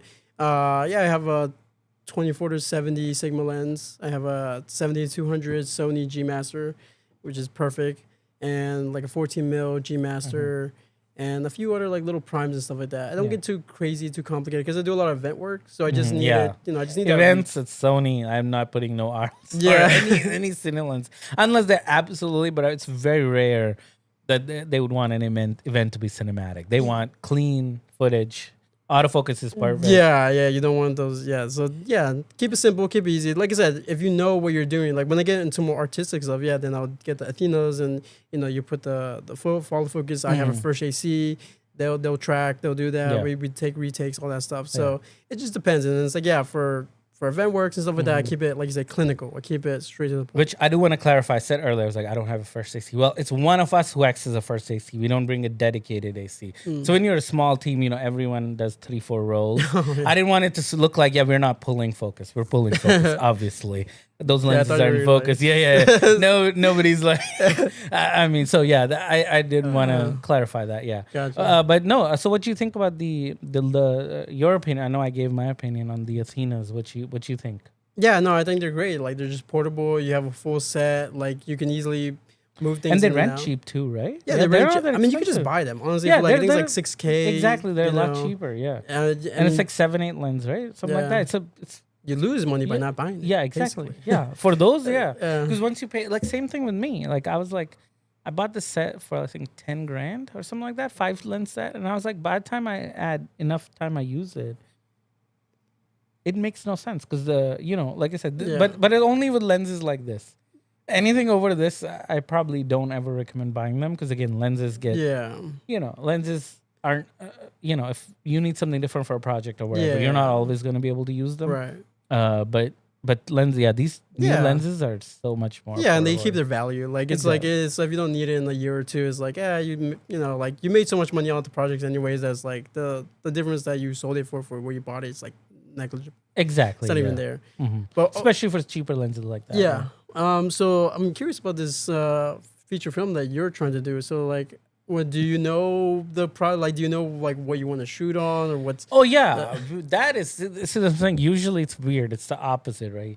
You have a story and a script, and you're figuring out the production side of it. I have all the production side figured out. Exactly. I just need the script to be ready. Man, Mario, when's the script gonna be ready? Huh? Oh, he's not paying attention. You hear me? Yeah. Okay, when the script. I mean, it's ready. 5 minutes. I mean, right? Yeah. He's looking at. I'm calling it out live on this podcast. Well, I mean, the script is I don't know, 85%. Yeah. ready. See, that's all we're waiting We on. we just need to, I think, refine the dialogue. Yeah. After that, I But mean, yeah, it's ready. I am ready, dude. I'm excited, but at the same time, you know what happens? Is it your idea or is it his? Yes. Or So I collaborative? came up with the. So here's my thing. You know, I just wanted to. You know, I'm passionate too. I like video production, but I was like, how can I make a movie without making any compromises? And I wanted to. I was like, so here's my thing. Like, let me take it back a little bit. Just like indie movies, right? Indie movies just look like indie movies. Yeah. Very rarely do you see an indie movie, and I'm not talking Hollywood level indie movie with 10 million. It's an ultra low budge. Right. I'm talking real indie movies. People are scraping to, you know. So this is like a movie, for example, with like almost zero budget. Like again, nothing is actually zero, but you get the point. Like no budget movie. So I was like, they look a certain way. They're terrible. The dialogue is this way. Sound design is terrible. So I was like, I want to make a movie that should look like it had $1 million budget, but it should be $0 budget, right? We have no budget. And I was like, the only reason I can do that is I have all the production equipment, access to great talented people who want to be part of such a project. So resources won't be limited, right? The only thing limited is I want the story to be great. So I had the story in my mind. I was like, and obviously it had to be strategically written so it would cost less money to shoot. So basically, this is essentially the best way I can explain my movie is a narrative documentary. So it's not a real documentary, but we present it like a documentary, which makes it a lot easier to shoot because majority of the movie is high-end interviews, which I do them all the time. Yeah, that makes sense. So it's a lot. So 90% of my movie can be shot like this in like a weekend. And we can throw real budget at it. Like I'm talking, the plan is, obviously this could change, but mini LFs, 2 A and B cameras with the Atlas Mercury anamorphic lenses. So it's going to be like, like I said, very high-end lights, all aperture, latest storm lights, 1200Xs, 400Xs. We're going to go, obviously, Dana Dolly. We're going to go all out, as in, again, indie movie level, but it's going to look like we had a budget. Like I want it to look like, oh wow, they had $1 million, right? So the idea is, obviously I want most people to see it and go like, oh wow, great movie. Can't believe it. They made it for $1 million, right? Or what? They made this crap movie and wasted $1 million. But the reality being that we didn't have $1 million. We just spent our time and effort making it. That's literally my only incentive to do it. I want to do it to show that you can do it. You can do it and you can make it look good. That's the big thing. And that's why I told Mario, is like, you take responsibility for making my story, because I came up with the story, but he put it to pen and paper and kind of made it sure that it flows, right? And then I was like, I'll take all responsibility if the visually doesn't look good, but you take responsibility if it doesn't, it's not a good script. And I was like, that's a good partnership, right? Same thing. I'm like, look, I can come up with a story, but I don't know how to put in pen. Paper. To structure it. So exactly. And he helped me do that. And we were able to come up with beats. Because the thing is, if it's a documentary every 5 minutes, unlike a traditional arc, it's not that. Every 5 minutes, something needs to happen. It's a very crazy arc, and the reason is because we have to maintain people's attention span for 90 minutes. It's a 100-minute movie, but the last 5-7 minutes we do something really crazy. Like I'm talking like the Sixth Sense type of twist. It's like the whole movie flips, and it's really cool. So the whole idea is you watch this whole movie and then everything changes.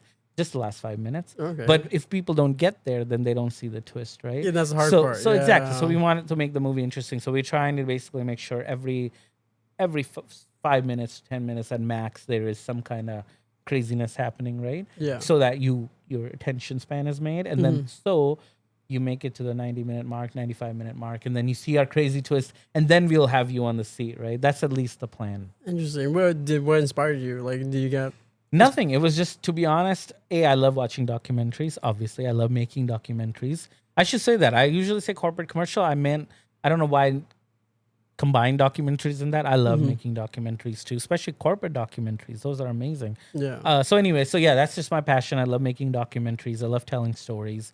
And I was like, what could be a narrative documentary? Obviously a real documentary, follow character. You come back with thousands of hours of content. Right. You cut it, right? That's the documentary. Right. Here, I'm like, I can make a character say whatever, right? I can have anything happen. But the craziness is, yes, our movie is crazy. Crazy things happen.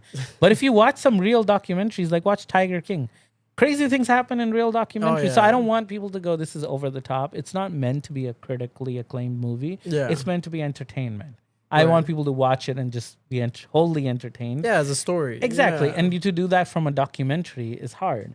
So we have crazy characters, we have crazy things happen, and that's essentially it. But to break it down production side, yes, that's the plan, is to make it as easy to shoot. So it's just going to be high-end interviews in a location, and most of the location is going to be one location. We're going to make it look like 5 different locations. Okay. And so we're going to just rent one location over a weekend.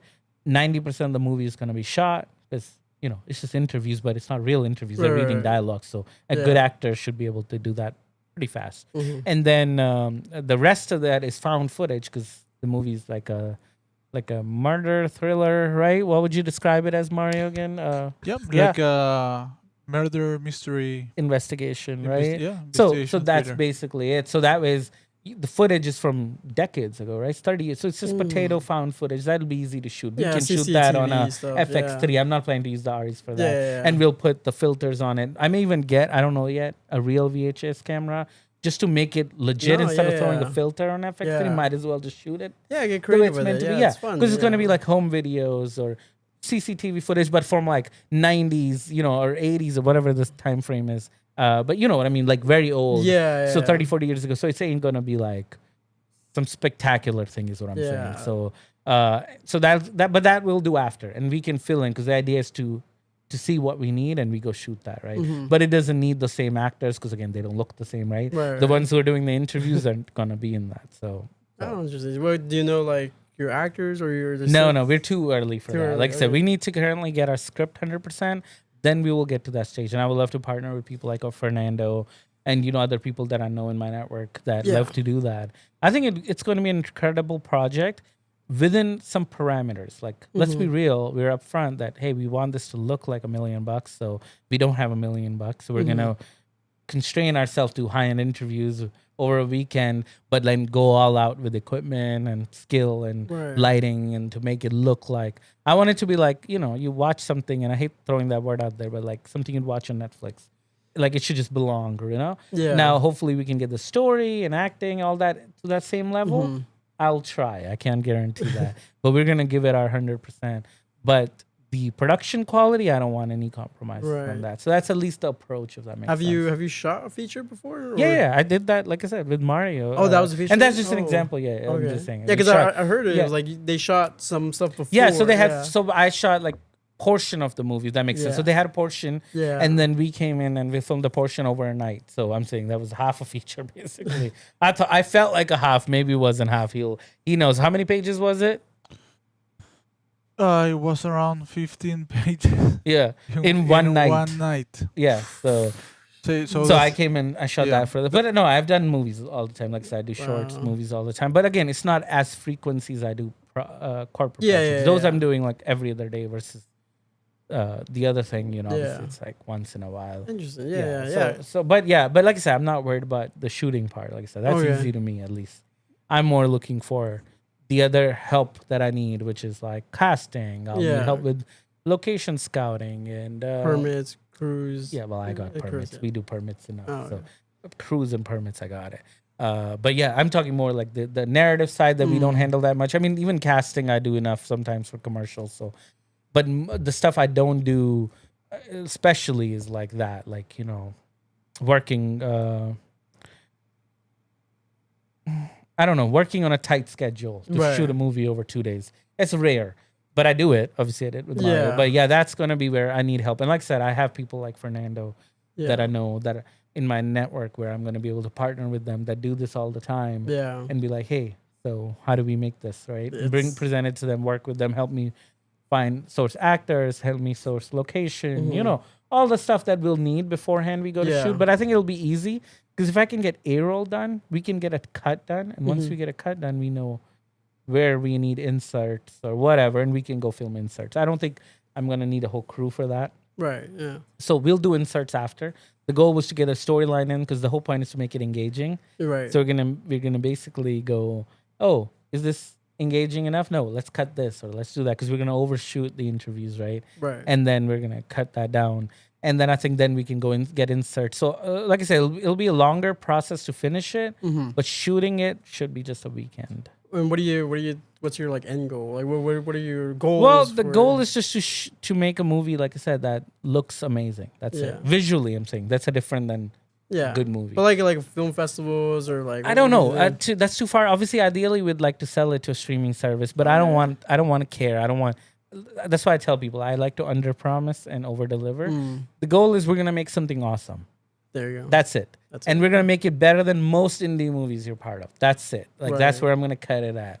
But obviously, ideally, we'd like to go to festivals, win some awards, maybe sell the movie to some kind of streaming service where it belongs if it's good enough.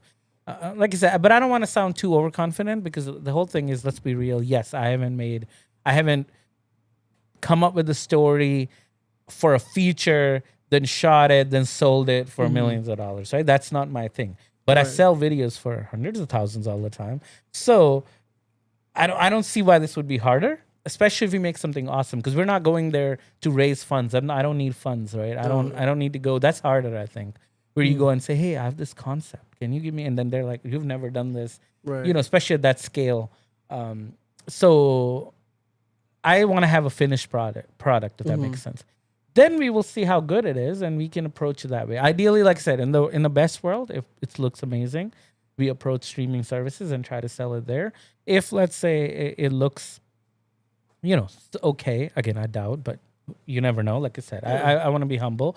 And then in that case, we'll just say, hey, we made something really awesome, and it can be a portfolio piece. Like, look, we can make something that looks like this. Because like I said, imagine 5, 6 high-end interviews. That is a good portfolio for most people to have, to be able to show. And then remember, they're all different settings. They're not all the same. Even though we're filming in the same house, we're going to make it look like one's like a prison, one's like an old-timey house, one's just sitting on a bed, and we're going to make it look like very, very different. That style, so you're gonna have 5 really high-end interviews that we're gonna shoot. So I'm saying for most people that are gonna partake, they're gonna have something really good to show and put in their portfolio, right? Yeah. And then if like I said, it is what I want it to be, I think we'll have extra avenue to like go sell it, to get something out of it. But like I said, I'm happy with what I do. I'm not trying to become a narrative movie director here. Right. Like I said, what I'd like to do, if anyone's listening, is give me lots of money and I go make a documentary about Formula One. That'd be an ideal project, right?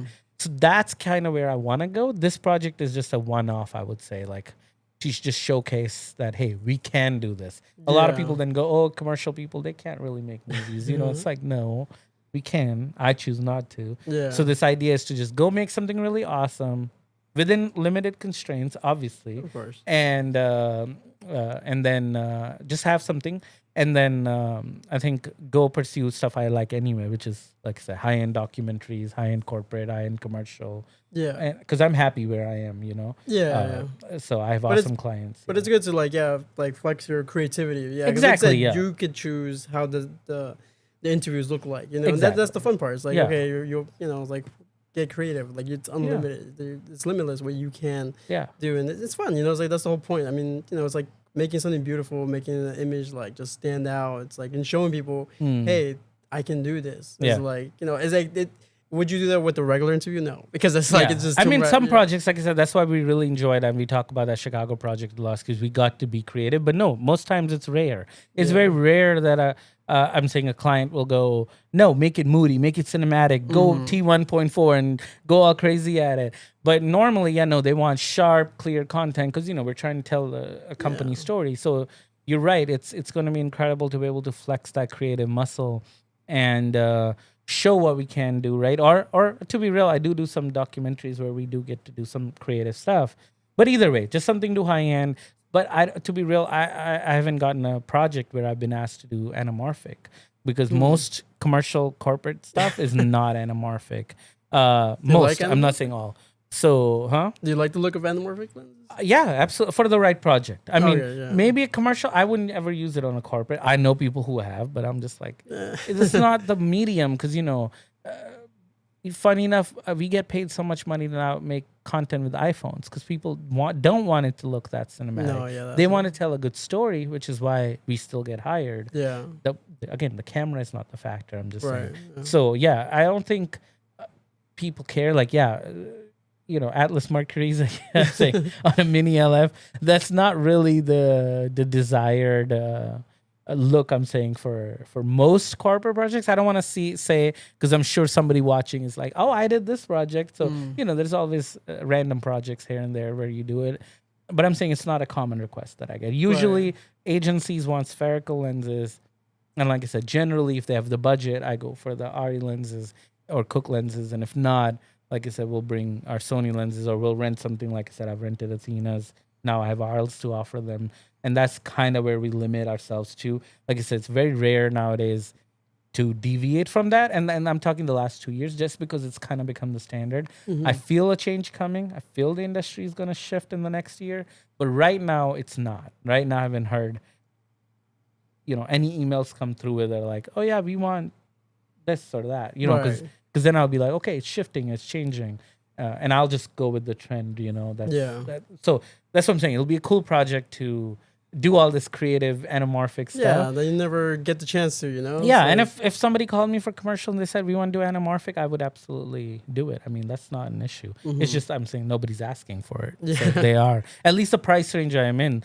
Normally, like I said, I've done some really high-end stuff, but most average projects, I'm saying we're in that, small project. I would say like 10,000 to 100,000, and in between that. That's kind of where my projects are. Average being about that 25K-ish, I would say. But then some corporate projects are low. I don't want to say it's all high. Sometimes, it's a corporate video, 3-4K. Sometimes we go to meetings and then the client says 1K and I'm like, I don't know how to do that professionally. Because, again, I don't want to discount that 1K is not a lot of money. But when you're trying to do it properly, I'm saying color it, shoot it, edit it, light it, come up with the creative, pay my editors, pay Mario, pay other shooters that are gonna come, then it's like hard to do. And sometimes we just have to say no because it's like, hey, that's not doable. Gotcha. Do you have that happen where you have to just go, no, not the right fit or not yet? Yeah, because I mean it's like, when you start out, you take any job you can. You're like, okay, I'll do this for $300, I guess, which is not great. But but then eventually you get to a point where you're like, okay, I know that I can't. It would just hurt me at the end of the day because. First of all, I know I can do better. It's just that I'm not gonna bring all this gear, bring people and do this, and I'm losing money on something. And it's like it's just not. It doesn't show what I can do. It doesn't show like my potential. Yeah. And so at the end of the day, it's like it's almost like you gotta help yourself and be like, okay, listen, this is actually gonna hurt you. This $300, $500, whatever, like low budget it is actually going to hurt you in the long run than it is going to help you. Especially my thing is I like to work with legit businesses, right? As in, look, there's a business. Let's say your friend is like, I'm going to start baking cookies in my kitchen, which is, I don't even know if that's legal, and package them and selling them, right? I want a video, I'll pay you, buddy, in like a dinner or $300, right? The thing is, that obviously, that's their budget. It has nothing to do with they're being mean to you or whatever. Right. They don't have the money for you, right? And you can do the best. Obviously, you could go above and beyond than the money, but that's not a business at that point, right? That's, again, passion, helping a friend.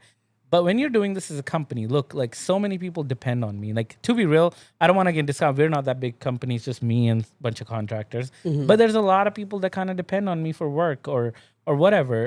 And, I it's not a charity is what I'm saying. We're actually really cheap for what we do, in my opinion. Right.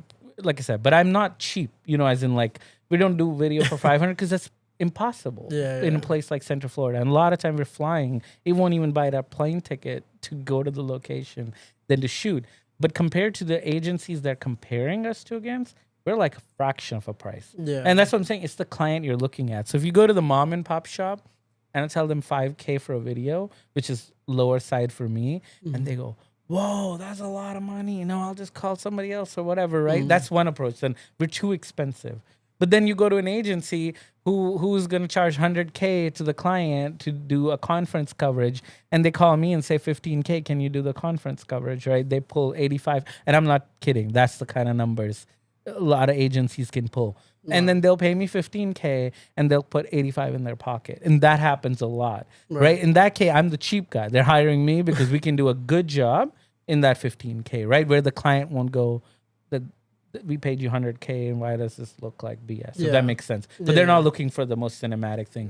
What I'm saying is to them we're cheap, and then to some we're like really expensive. Yeah, I think it's just a way relative. of looking at it. Like for Yeah. example, when I help friends, so I'm not always freelancing, but if my schedule's free, I'll go help out.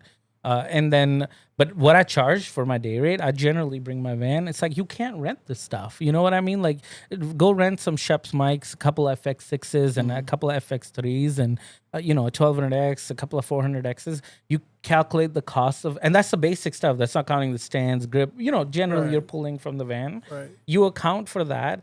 The rental cost, it's higher than what I'm charging. It's like, so they're just getting me for free. But I do that for friends because we have enough of our clients that can pay the bill.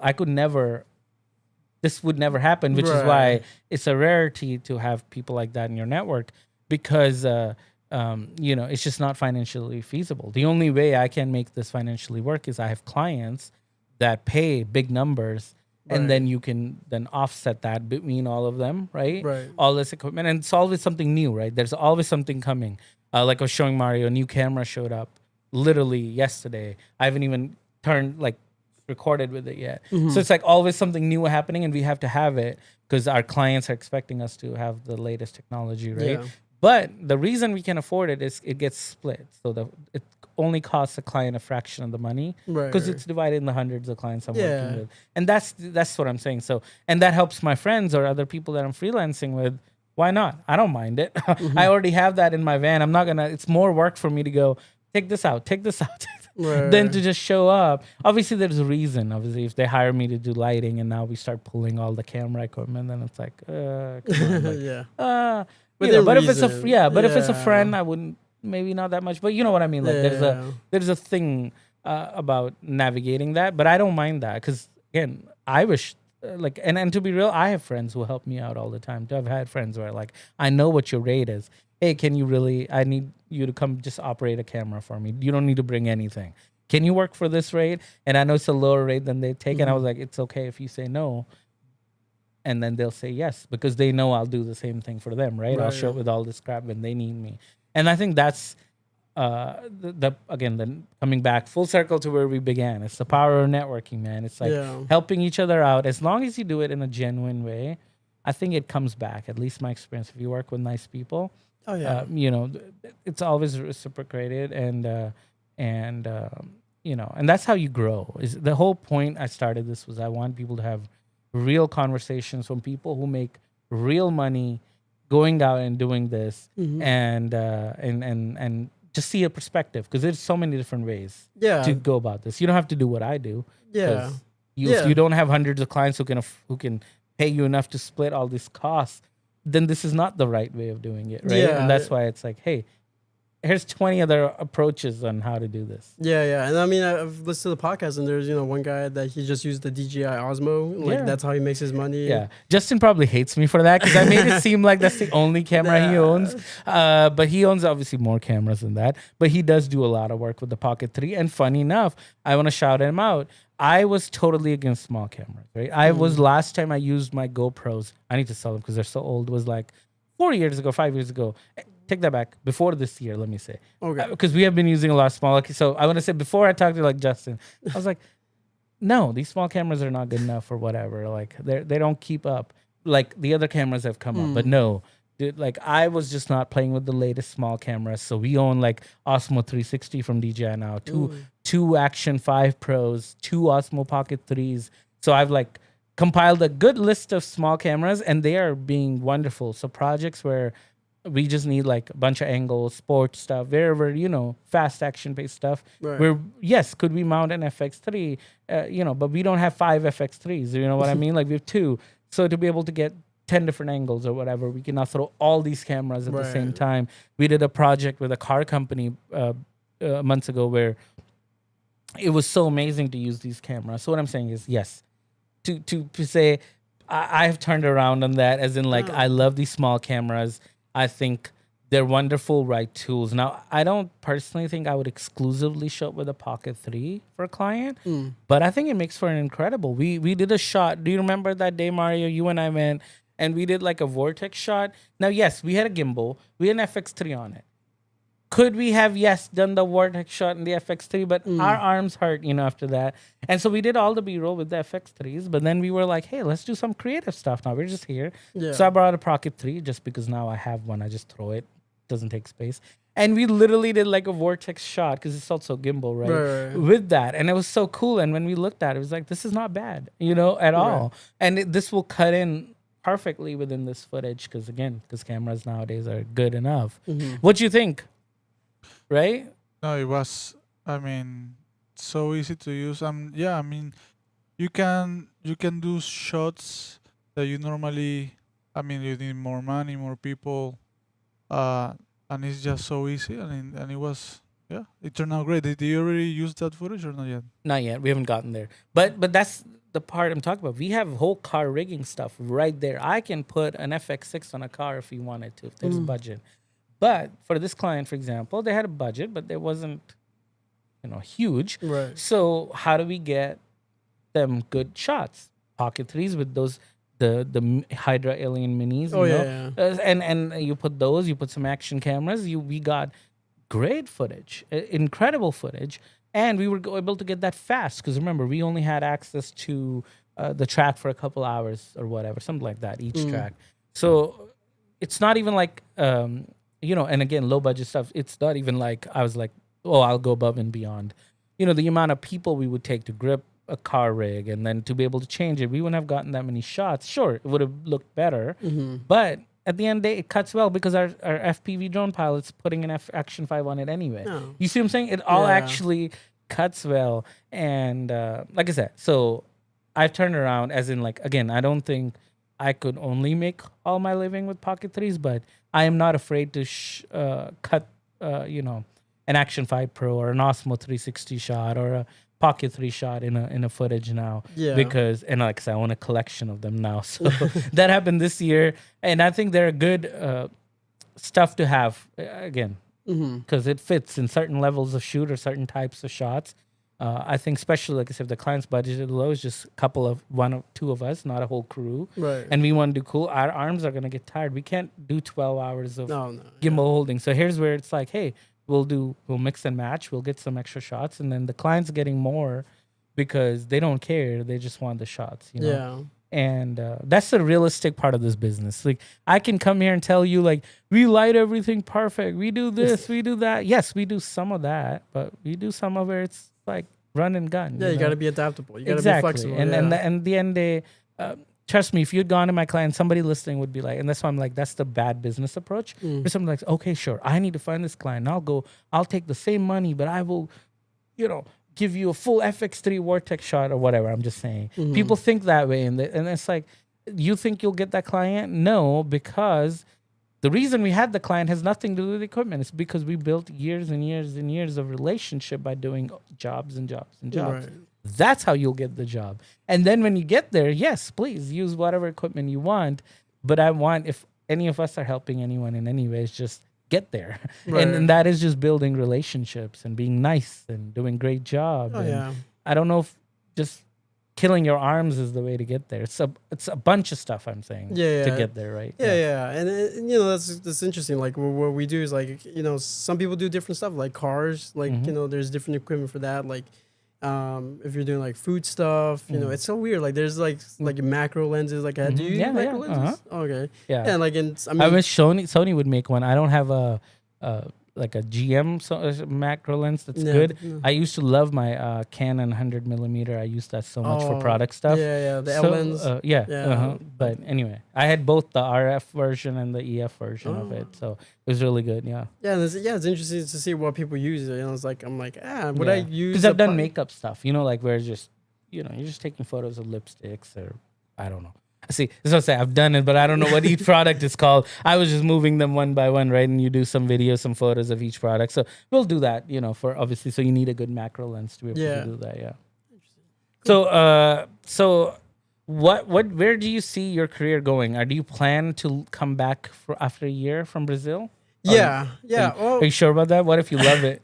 I mean, I already love it. Like, I've been there 8 times. I learned Portuguese because I loved it. I mean, it's just an amazing place. Like, it literally mimics the U.S. because, like, everyone there comes from all over the place. There's people from Japan, from India, from like Europe. Like there's literally, I went to a place in Santa Catarina, which is like a state there, and then there's a city called Blumenau, where they have the largest Oktoberfest outside of Germany. Wow. And so everybody just, you go there and they look German. Like it's crazy. And they're speaking German. They're actually, it's a weird Portuguese-German hybrid.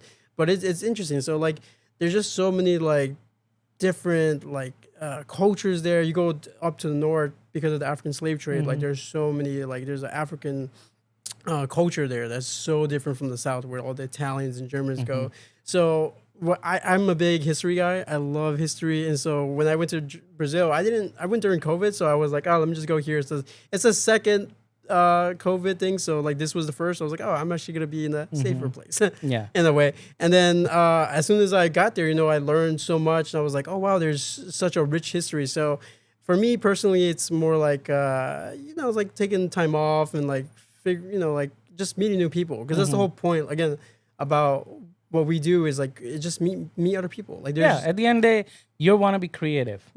And can you be creative in Brazil? Of course you can be. You can be creative anywhere.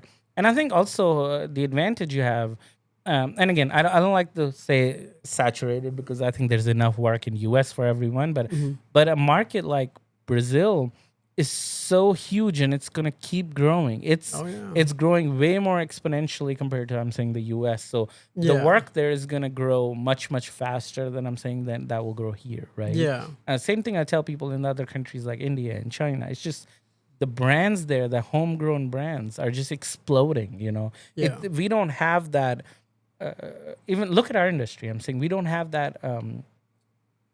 What do you call the clutch of German and Japanese products anymore? Like, talk about DZ Owens, it's Chinese company, Aperture, Chinese company, Deity Microphone, Chinese. So I'm saying there's a lot of these small countries that are building companies that are going huge. I mean, look at Australia with the Rode, So I'm saying so many companies that are coming outside of Germany, US, and Japan, the typical places I'm saying where film products came from.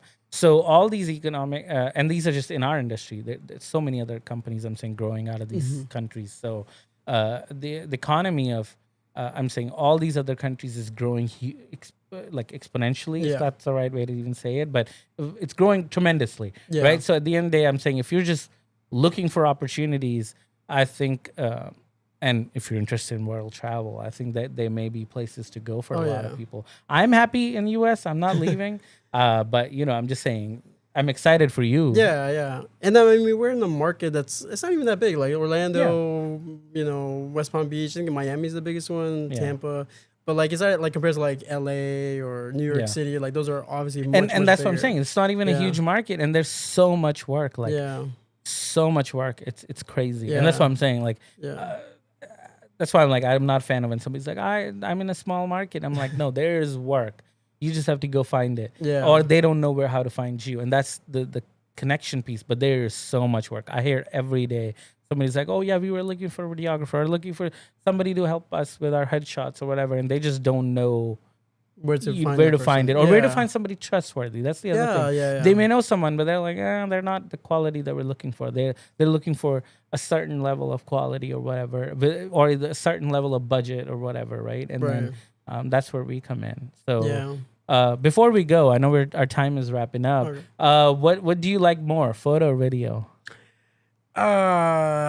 If I want to get the job done, photo. Like, it's just easier. I can just bring one flash or one strobe, whatever, Godox 8200 Pro, whatever, and call it a day. Like, it's just super easy. With video, my God, you need so much stuff. It's like, honestly, I do photos just because it's like, it's easier. It's easier. You could get more creative.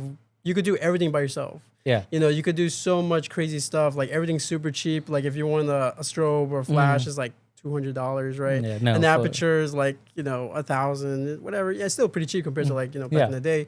But yeah, you could do so much. You could Photoshop the hell out of it. You're shooting in RAW. You could do exponentially much more stuff. Yeah. Funny enough, a while back, I just wanted to add photo equipment to our site because we owned everything. Because I'm a production house. But I was like, why do I not own flashes? Because sometimes I have it. I'll hire photographer. They don't have two flashes, for example. They have two cameras, but they're swapping, and it's fine. But I'm like, this efficiency loss, you know. Right. So I'm like, it'd be so cool to just be like, hey, here you go. Here's a flash or whatever. Yeah. So anyway, so I reached out to my my sales rep, and I literally was like, give me the latest two on-camera flashes for, I think I was telling you about this, for Sony cameras, you know, and then I need one, like whatever highest strobe you have, just to have it.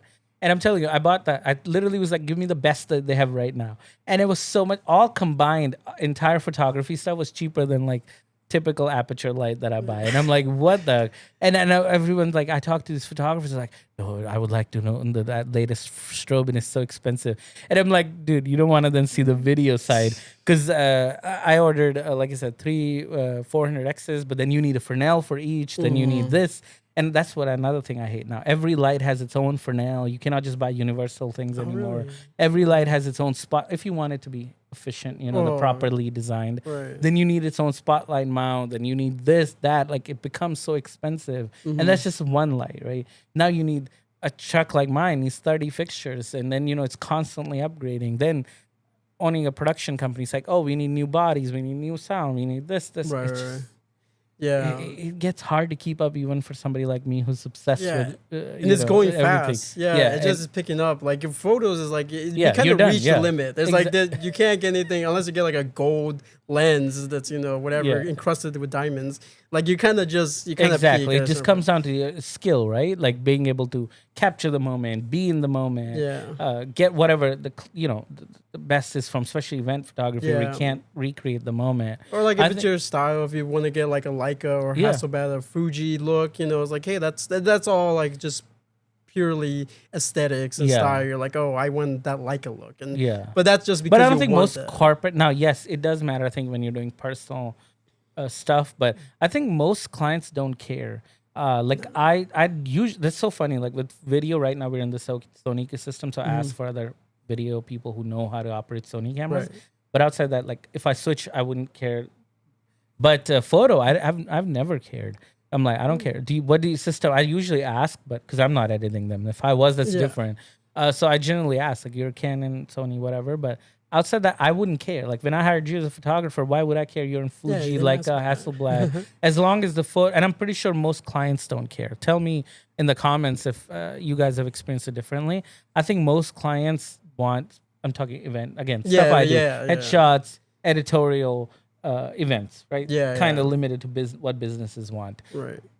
They don't care what camera. No. Like you're like, this is Hasselblad. This is, you know, like the new DJI made the Hasselblad was so cool. I don't know if you've seen it, like with the or you have the Leica. I've had this, man. People get so obsessed with the gear, and I get it, but it's like it's a Leica, bro. You know, I don't care. Like the amount just to have it. It's so funny just because it says Leica on it. Yeah. And then that's fine. That makes them happy. My thing is, at least for me, the thing is, I need the deliverables. If the client says we need pictures from this event, I don't care what you shot it on, as long as they look good. Client's happy, I'm happy, the photographer's happy, and then I can hopefully give them more work in the future. That's at least the way I approach it. Because but like I said, I do like video. It's just that I need a crew. That's the thing, is you need a crew. If you want to do something good, you gotta get a crew. No, and that's the thing about video. It gets really complex really fast. Like you can pull out your phone, right? Start recording. That's video. Very simple. Don't need anything. You pull out an FX3 with a lens. That gets video. But then you start to, the more refined it gets, and that's why I tell people, like, a video could mean anything. Because now you're like, okay, we need better sound. You bring a sound guy. Now you're like, better lighting. You bring people to light. Now you need lights. You need stands. Oh, we got to control the spill here. Now you need to bring grip. You need C-stands. You need a jib shot. And exactly. And it starts to get more and more. And then the thing is where you get to where I don't know if you do what I do, but like where I am, they'll ask, like, we have an interview shoot going on. They're like, okay, we're ready for B-roll. So they expect a whole crew just for B-roll. And we did that. He did that a shoot with me where we were like in the middle of interviews and I had to send 2 guys to go start doing B-roll. And that's common because they're on limited time, limited money, So it's like, but I'm saying I need multiple crews at the same time going, because otherwise that's the expectation. The project's going to happen. People go, where's the money going? That's where the money's going. So it gets complicated hard, but like I said, I love it too. And I'm the opposite. I'm like photo. I'd rather just give it to someone so I can just focus on one because that already takes so much of my energy. Right. But it's nuts. But anyway, bro, it's been too long. I've taken too much of your time. I know you have a long drive back. God, yeah. I really appreciate you. You didn't have to drive all this way from West Palm Beach all the way to Orlando, but I really appreciate because I really wanted to, have this awesome conversation with you because, like I said, every time we've been on the phone, it's just an incredible conversation. Yeah. Plus, I think you bring a unique perspective. Especially, I'm looking forward to your adventures in Brazil. Yeah, I'll be documenting it. I'll make a YouTube channel. I'm gonna do like almost like the one guy. He moved from New York to Cali or something like that. He made a YouTube channel about that, and he, Lucas Ross, I think. Okay, I'm not sure, but anyway. So I'll make a whole thing like, okay, listen, this is me. I'm a video photographer moving to a new place, and I think people want to see that. Yeah, that'd be real cool. I would see that. So that's awesome. Yeah, because it's just like. If you could do it here, you could do it anywhere, right? Yeah, exactly. It's like, and it's just the two things: be proactive and just use your social skills. Yeah, That's exactly. Because it's not like you need new skills. Video's the same, photo's the same. You just need to meet people there who know what you can do, so they can hire you, right? That's exactly what that is, and that's exciting. Like I said, I would love to watch that channel. Is there a name? Have you made the channel already? If you want to shout it out? Not yet, but I'll probably just use my regular YouTube channel I have for now. It's called This Is Film. Okay. And it's just, it's about it's filmmaking stuff. Again, I'm big into that, but yeah, I'm going to try to use it to just do my adventures, just show how to work there. It's a different world, right? It's like, how many people have ever been to Brazil? Yeah. Like very few people go there because, it's got its reputation, but it's an amazing place and I can't wait to share it with everybody. I think that's going to be awesome. Well, before we wrap, anything else you want to add or say? No, thank you for having me on. This is the longest we've talked. Yeah. And it's amazing. It's amazing what you can do. Again, when you just drive to Orlando one day, you're like, hey, why not? Let's just do it. And now I'm driving again. Like you literally called me yesterday and I was and I'm like, you know what? Why not? I'm not doing anything. You're a cool guy. I need to, I appreciate you. Connect, I know.